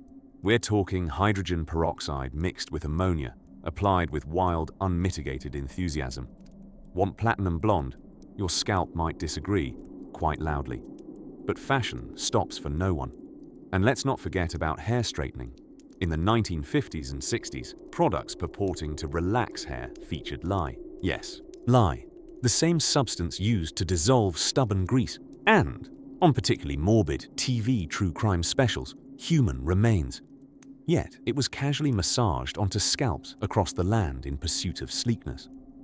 The box instructions, often printed in a font too small to read without a telescope, and followed by women only slightly less likely to question them than they would a family recipe. But perhaps the most beloved and slightly disconcerting fixtures of the mid-century salon were the hairdryers, or rather, the helmets. Towering like metal mushrooms from behind each chair, these behemoths enveloped the head in a warm hum, a sort of womb for the skull experience. Inside, you were bathed in the gentle roar of hot air and the soft whispers of scandal. What no one warned you about, however, was that the dryers could swing wildly between light summer breeze and wind tunnel testing chamber. Many a woman emerged looking less like a debutante and more like she'd been caught in a small tornado. Still, the stories swapped beneath those domes could power soap operas for decades. In these salons, chemicals not approved by modern dermatologists sparked friendships, courtships, and even full-blown epiphanies. Women left with freshly fixed hair and entirely refurnished self-esteem. Men occasionally wandered in for a trim and emerged with stories they wouldn't dare tell. And everywhere, the scent of transformation, part lavender, part slow-burning acetone, lingered like a ghost in pink curlers. But the era of quiet chemical bravery was not yet finished. No, the next chapter would usher in a new wave of beauty culture, one that involved even more mystery jars, accidental eyebrow removal, and a particularly rebellious invention known only as sunless tanner. Gentle listener, that tale glows just around the corner. Ah, yes, the 1930s, when Hollywood stars lit up the silver screen. Great Depression-era bank robbers made surprisingly fashionable mugshots, and beauticians quietly dabbled in chemistry that would make a modern toxicologist weep into their organic oat milk. This was the time when the pursuit of beauty, ever valiant and often flammable, began to flirt more openly with industrial-strength science. Picture it, a modest parlor nestled between a hat shop and a soda fountain. The delicate chime of the shop doorbell not so gracefully drowned out by the hissing of pressurized curling machines and the sort of chemical smells that would later be labeled unsafe within a 5-mile radius. Inside, women reclined in chrome chairs with hopeful eyes and faintly furrowed brows, the expression of someone unsure whether they were in a beauty salon or a laboratory from Frankenstein's deleted side business. Now, among the myriad beauty rituals that bordered on the theatrical, few were quite as audacious as the permanent wave, or perm, as we now lovingly call it. But calling it a perm in those days was like calling a rocket launch a quick toss. It was an ordeal, an iron-laden rite of passage, and deeply scent-associated with ammonia. The early versions involved attaching one's treasured tresses to a network of electrical rods, which were then heated to near toast-level temperatures. The original machines looked less like hair tools and more like Jules Verne's attempt at an octopus-themed chandelier. Ladies would sit politely beneath these contraptions, their heads linked to hanging coils through mechanical arms, each segment dutifully sizzling away like a Sunday roast. The smell?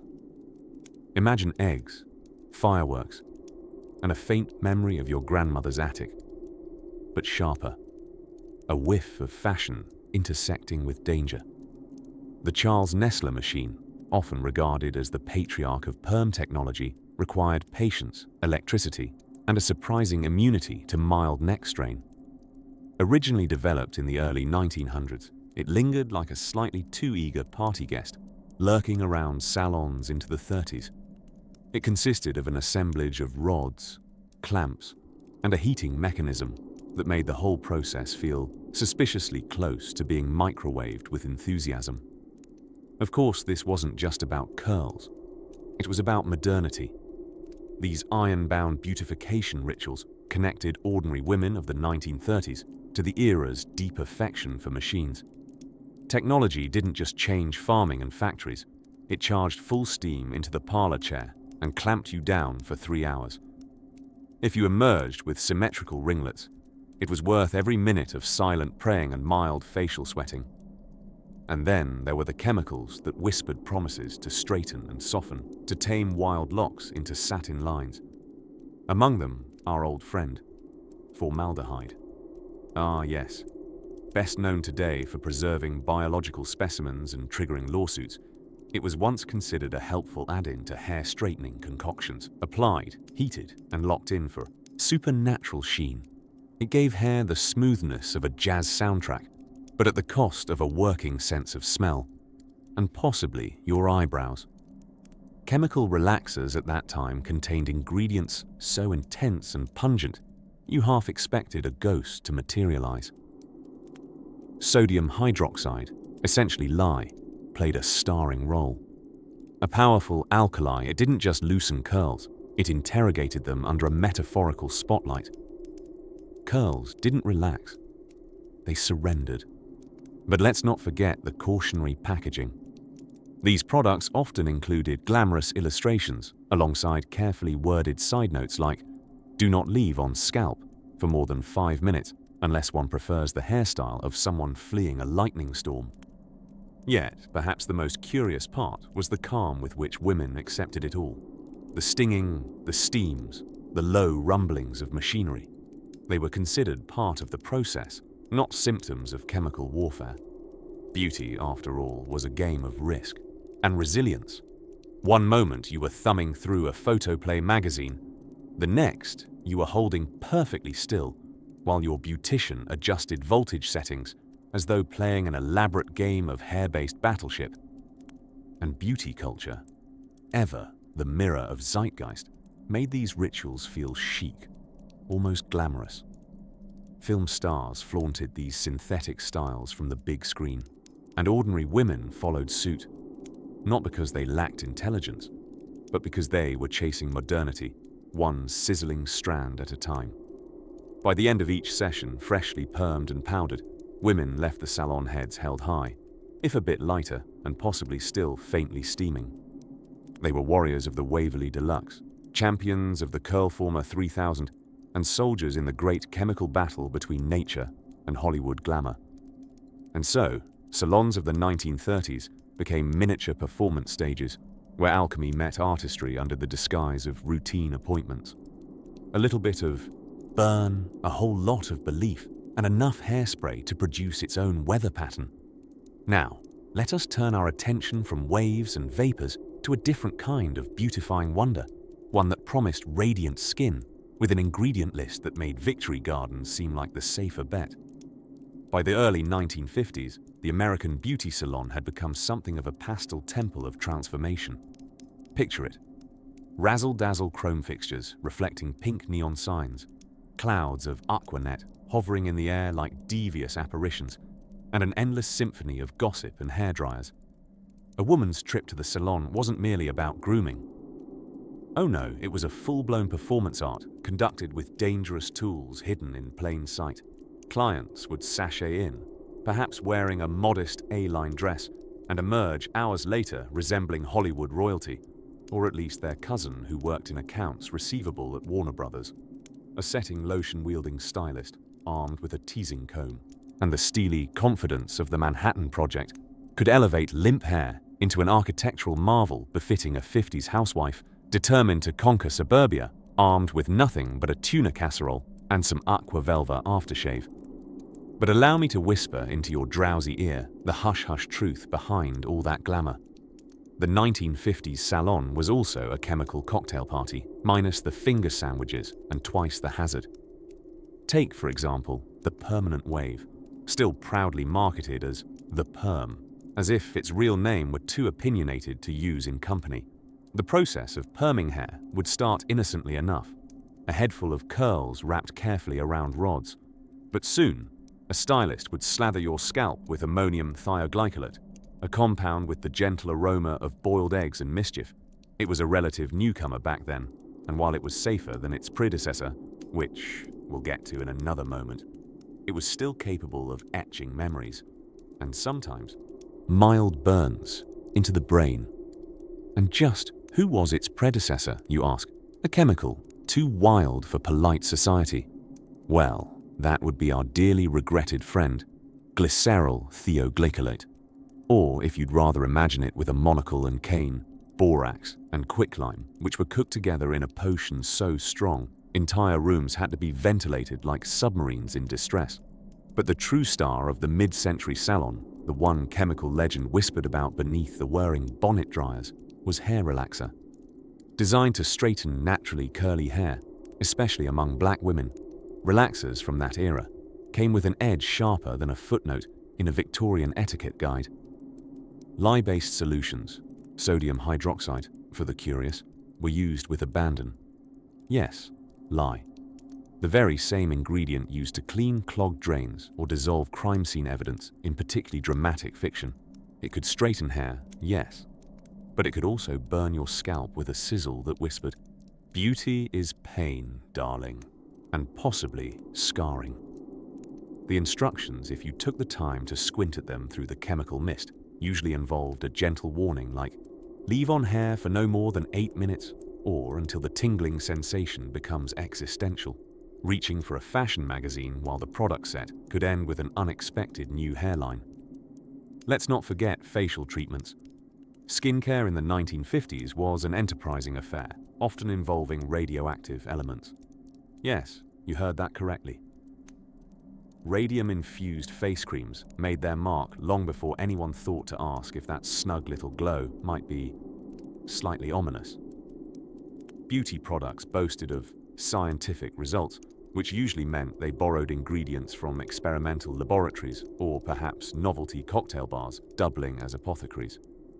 One such product charmingly called itself Thoradia and gave complexions a glowy radiance because it literally contained radium and thorium. Nothing says vitality like applying the periodic table directly to your cheeks. And yet, With curlers in place, cream slathered, and hands folded under the dryer hood, women slumbered through the sizzling and steaming, dreaming of Doris Day's bangs and the promise of Saturday night dances where no one questioned your glowing jawline. What remains remarkable, besides the fact that anyone survived, is how deeply this chemical symphony was infused with trust. Trust in science, yes, but also trust in community. Stylists were confidants and chemists, dream interpreters and engineers, all in one. The salon wasn't just a laboratory of appearances, it was society's sacred whispering chamber, now with 35% more peroxide. And beyond the chemicals smuggled into every bottle and cyst oil scalp tonic, there was a peculiar resilience, a willingness to tangle with danger, gently and with a smile, for the promise of feathered bangs, curlers removed, skin powdered, and the Untitled cape dramatically whisked away like a stage curtain. The salon was a place where transformation and an occasional chemical burn awaited anyone brave enough to sit in the chair. And speaking of hair disaster-prone valiance, the next tale takes us deeper into the beauty technology race, when machines and styling collided like curlers and consciousness. By the mid-1950s, beauty salons had become cathedrals of transformation, places where housewives could escape the tyranny of boiled cabbage and Tupperware parties and emerge 4 hours later, seared, lacquered, and victorious, with a French twist that defied gravity and marital stagnation in equal measure. But while the salon's outer image shimmered in chrome and pastel, behind the velvet curtains and storefront glass lingered a fugitive's trail of questionable chemicals, substances with names that sounded like rejected Bond villains. One of the more distinguished repeat offenders of the decade, thioglycolic acid, yes, the backbone of the permanent wave, a substance that, by modern safety standards, might earn you a hazmat suit and a concerned call from the EPA. Let us drift back into one such salon, a little place tucked between a Sears and a bakery in Cleveland, 1956. Its name, Madge's Modern Beauty. Its scent, a volatile cocktail of lilac-scented talcum powder and the faint, sinister tang of ammonium. Inside, middle-aged women perched under domed dryers like brooding hens, flipping magazines full of marriages already crumbling under the weight of suburbia. Enter, perhaps, Eleanor.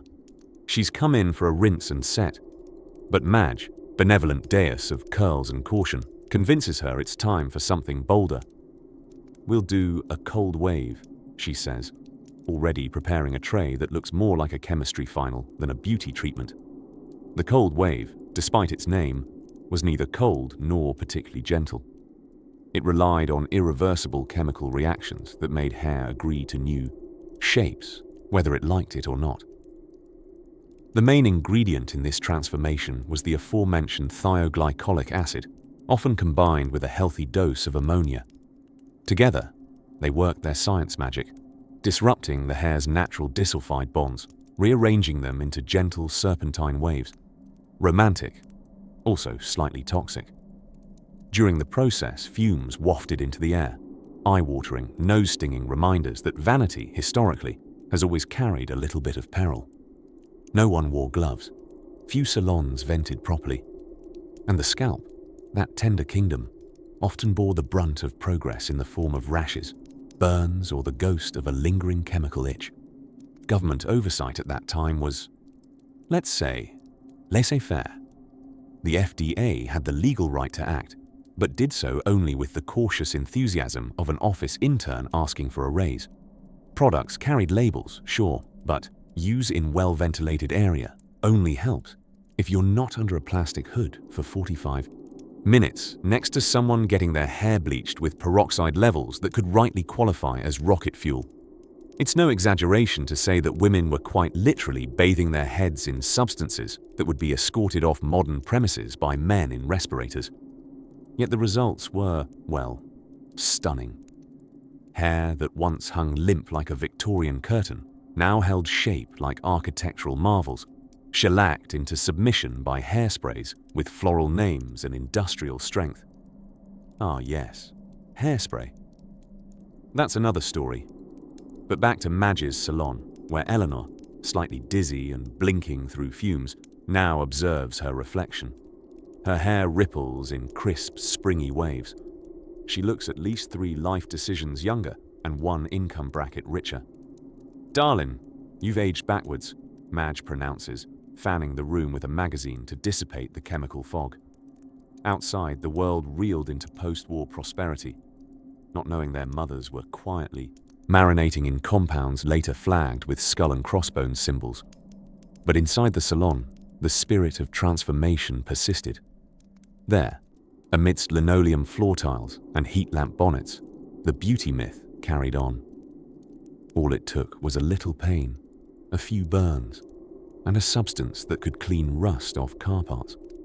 In hindsight, of course, one might laugh or wince, but back then, this was glamour. Chemical scorn for natural order, a slow, sweet rebellion against grey roots, flat curls, and the eternal tragedy of being one's natural self. And now, as the fumes clear and the curlers are gently removed from under dryer hoods, we step softly onward to another chapter, another questionable invention, still fragrant with hairspray and hope. The sun had long since dipped beneath the smoky rooftops of 1930s Chicago, casting its last golden rays on the windows of Madame Eloise's House of Complex Beautification, a grand name for a room no larger than a bakery's. Its pantry, crammed between a butcher shop and a speakeasy that didn't try very hard to hide what it was. Inside, the air was thick with promises and peroxide, and the women of the neighborhood lined up with the fearless optimism only a penny curtain of advertising could inspire. On this particular evening, Eloise herself was preparing her star miracle, the Triple Zap Image Enhancer, a brand new facial treatment that had been marketed with words like radiant, unprecedented, and molecularly invigorating, all used loosely, naturally. The main ingredient was a robust compound that would later be recognized as industrial floor cleaner, but in the golden light of those optimism-soaked years, it was simply called Listerine LX. Now Listerine LX had a refreshing eucalyptus scent and the temerity to dissolve a teaspoon if left unattended for too long. But back then, if it tingled, it was working. And if it stung mildly, well, that just meant your pores were fighting back. Clara, a regular customer with blonde ambition and sturdy cheekbones, was lying back under a checkerboard blanket of warm towels. A small wire contraption perched on her face like a robotic beetle, buzzing faintly as it pulsed tiny jolts of electricity meant to wake the skin, though it often had the side effect of waking the neighbors as well. "You'll look 10 years younger," promised Eloise, elbow deep in a bowl of fizzing cream whose safety instructions were written in German and dented with suspicious burn marks. Or at least create the illusion of a youthful confusion. Clara, ever the daring sort, nodded. Eloise applied the foaming mask with a pastry brush she insisted was French. Back then, science and beauty held hands like teenagers at a chaperone dance, eager, awkward, and only occasionally setting the carpet on fire. Who could blame them? This was the age when being well-groomed was interpreted as practically patriotic. Women emerged from these garages turned salons red-faced, tingly, and triumphant, like mountaineers of modernity who had conquered the summit of standards. In truth, these procedures had all the caution of a mad scientist on espresso. Ingredients were scavenged from chemistry catalogues, hardware stores, and the strange piece of back-alley wisdom known as Bert from the warehouse. Bleaches were concocted, not so much measured, and tonics carried names like Vitagleam or Radiance wine, which were equally likely to be drunk accidentally. Eloise had lately added a radiation rejuvenation shelf featuring glow-in-the-dark powders labeled radium-infused sparkle. It was true. Many women of the era believed a little radiation might naturally exfoliate the soul. It sparkled, which, at the time, was enough. At night, the women glowed faintly like mysterious spirits under lamplight, and still they came back, entranced by dreams of creamy skin and social elevation. Science made beauty seem mathematical and attainable, like wrinkle-free equations just waiting to be mastered with enough salon-grade bravery. Of course, not every experiment went according to plan. There was that time Myrtle Berkman's eyebrows shimmered for 3 days due to a mishap involving phosphorescent dye and what Eloise politely called unexpected friction. Or the curious case of Miss Angie Parker, whose hair ritual had involved vigorous application of thermo-wave paste, leading to sudden curls and a small electrical fire in the vicinity of her temple. But the women would laugh, patting aloe on their singed skin with the quiet pride of pilots who've test-flown graceless beauty contraptions for the good of all. It was a sisterhood, certainly. A cult, perhaps, but a benevolent one, marked by hair caps, rubber gloves, and plenty of hope. As the evening deepened and the jazz band in the speakeasy rattled ice in glasses just a thin wall away, Eloise dimmed the bulbs and gently peeled the now hardened mask from Clara's face with the same care one might reserve for antique wallpaper. Clara blinked. Her skin was pink. She looked startled, which was aesthetically decent progress. "You've been restored," Eloise whispered with satisfaction. Clara smiled, somewhat nervously, but deeply convinced. All across the city, similar tiny laboratories of loveliness buzzed and boiled, making chemical history with the same heedless gusto that would eventually be outlawed by 3 separate government agencies. But that was another tomorrow's worry. For now, the scent of possibility floated through the air, a blend of lavender oil, scorched wool, and ambition. And just across town, in a more luxurious building, another beauty revolution was brewing, one that came with a medical chart. By the early 1960s, beauty had gone atomic, but not in the way you might imagine. The space race was on. Miniskirts were around the corner, and salons were brimming with futuristic bravado. Women across the globe were still dripping with nylons, teased hair, and firm belief that the right rinse could change your destiny, or at least take 10 years off your face. Enter the permanent wave machine, which, if you saw it without context, you might assume was a 1950s lunar landing simulator. This cobwebbed crown of doom looked like a chandelier had a stressful divorce and decided to become a hair appliance instead.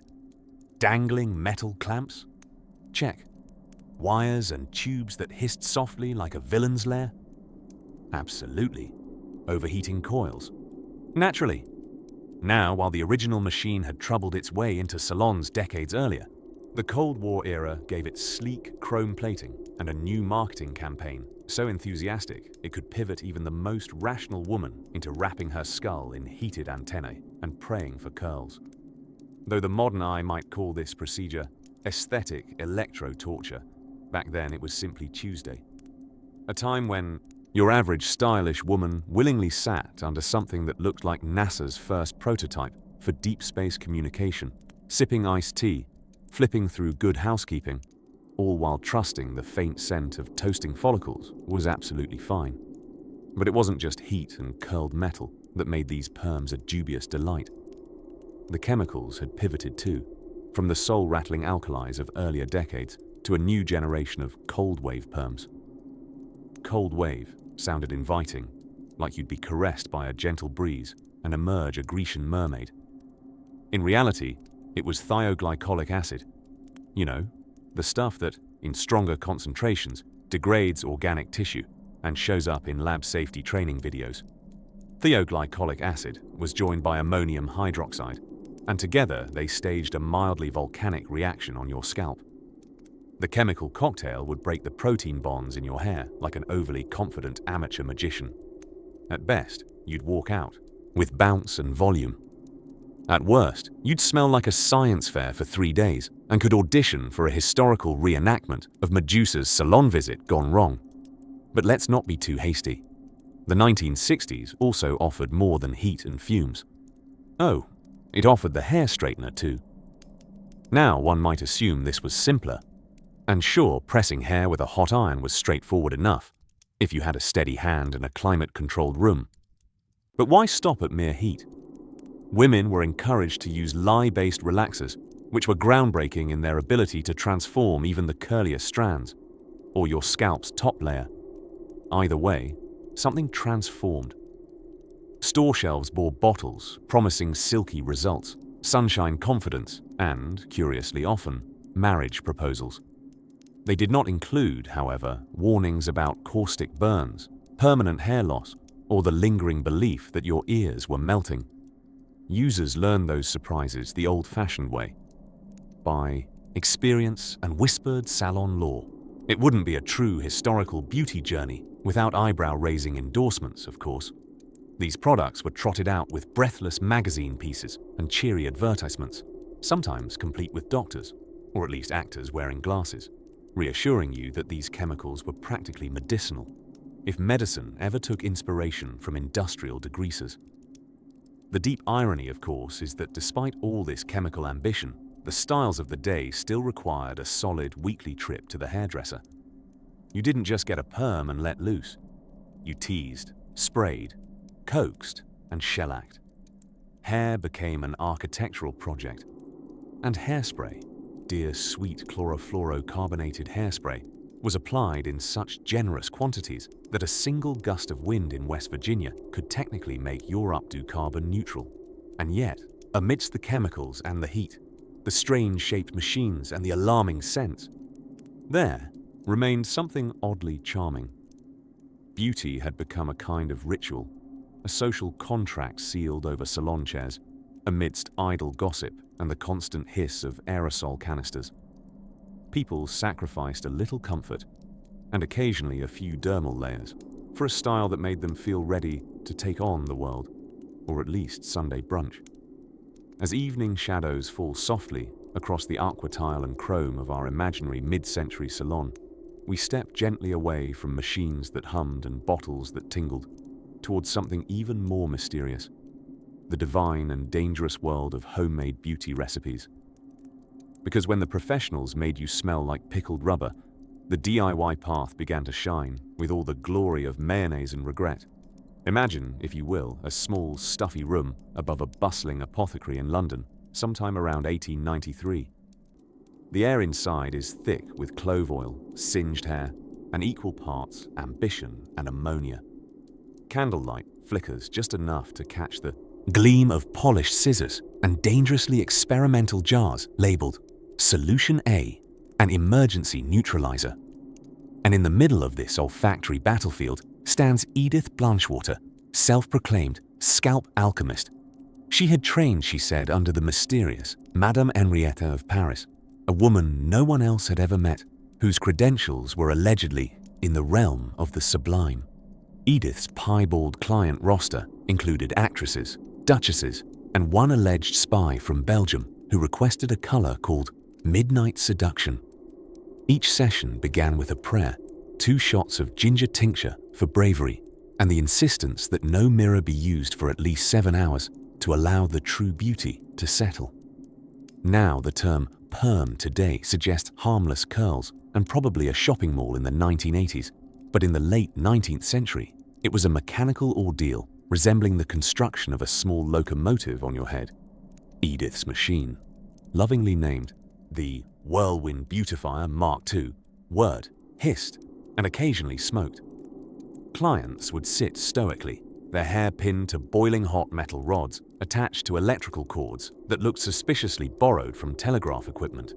Should one sneeze during the procedure, the rods might shift and accidentally scorch a tiny, memory-shaped patch into their scalp, something Edith dubbed a beauty birthmark.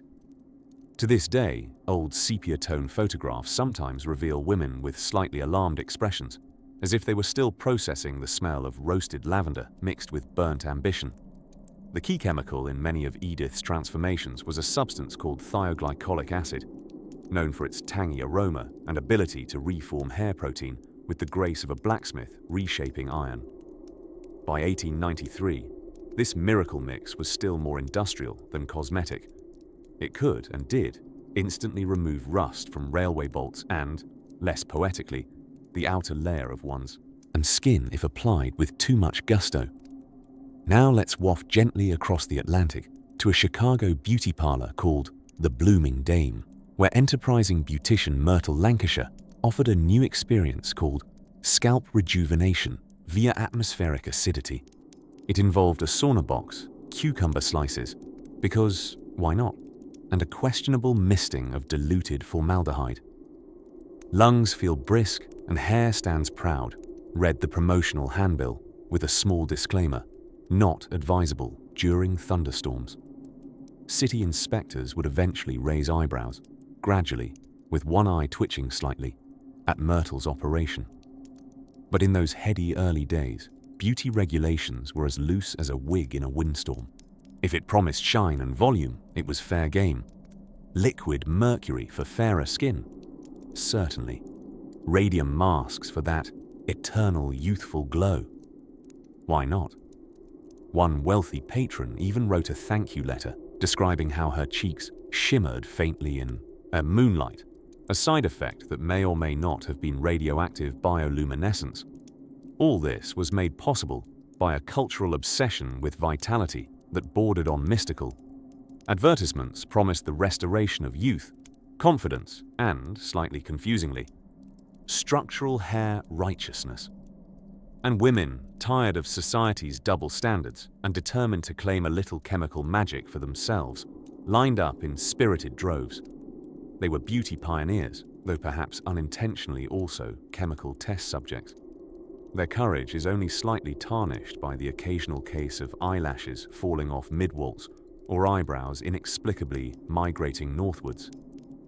And yet, there was something profoundly human about it all. The hope that a dash of this or a puff of that could illuminate what one already held inside. A social performance, yes, but also an intimate ritual. An hour stolen from the world, a quiet prayer whispered into the mirror, one curl at a time. So next, time you see a vintage photograph and wonder why Aunt Gertrude's hair appears to hover like a cloud of ambition struck by lightning. Remember, she likely endured sweltering wires, experimental chemicals, and beauty folklore that bordered on potioncraft, all for a little glamour, a little dignity, and maybe, just maybe, a little fun.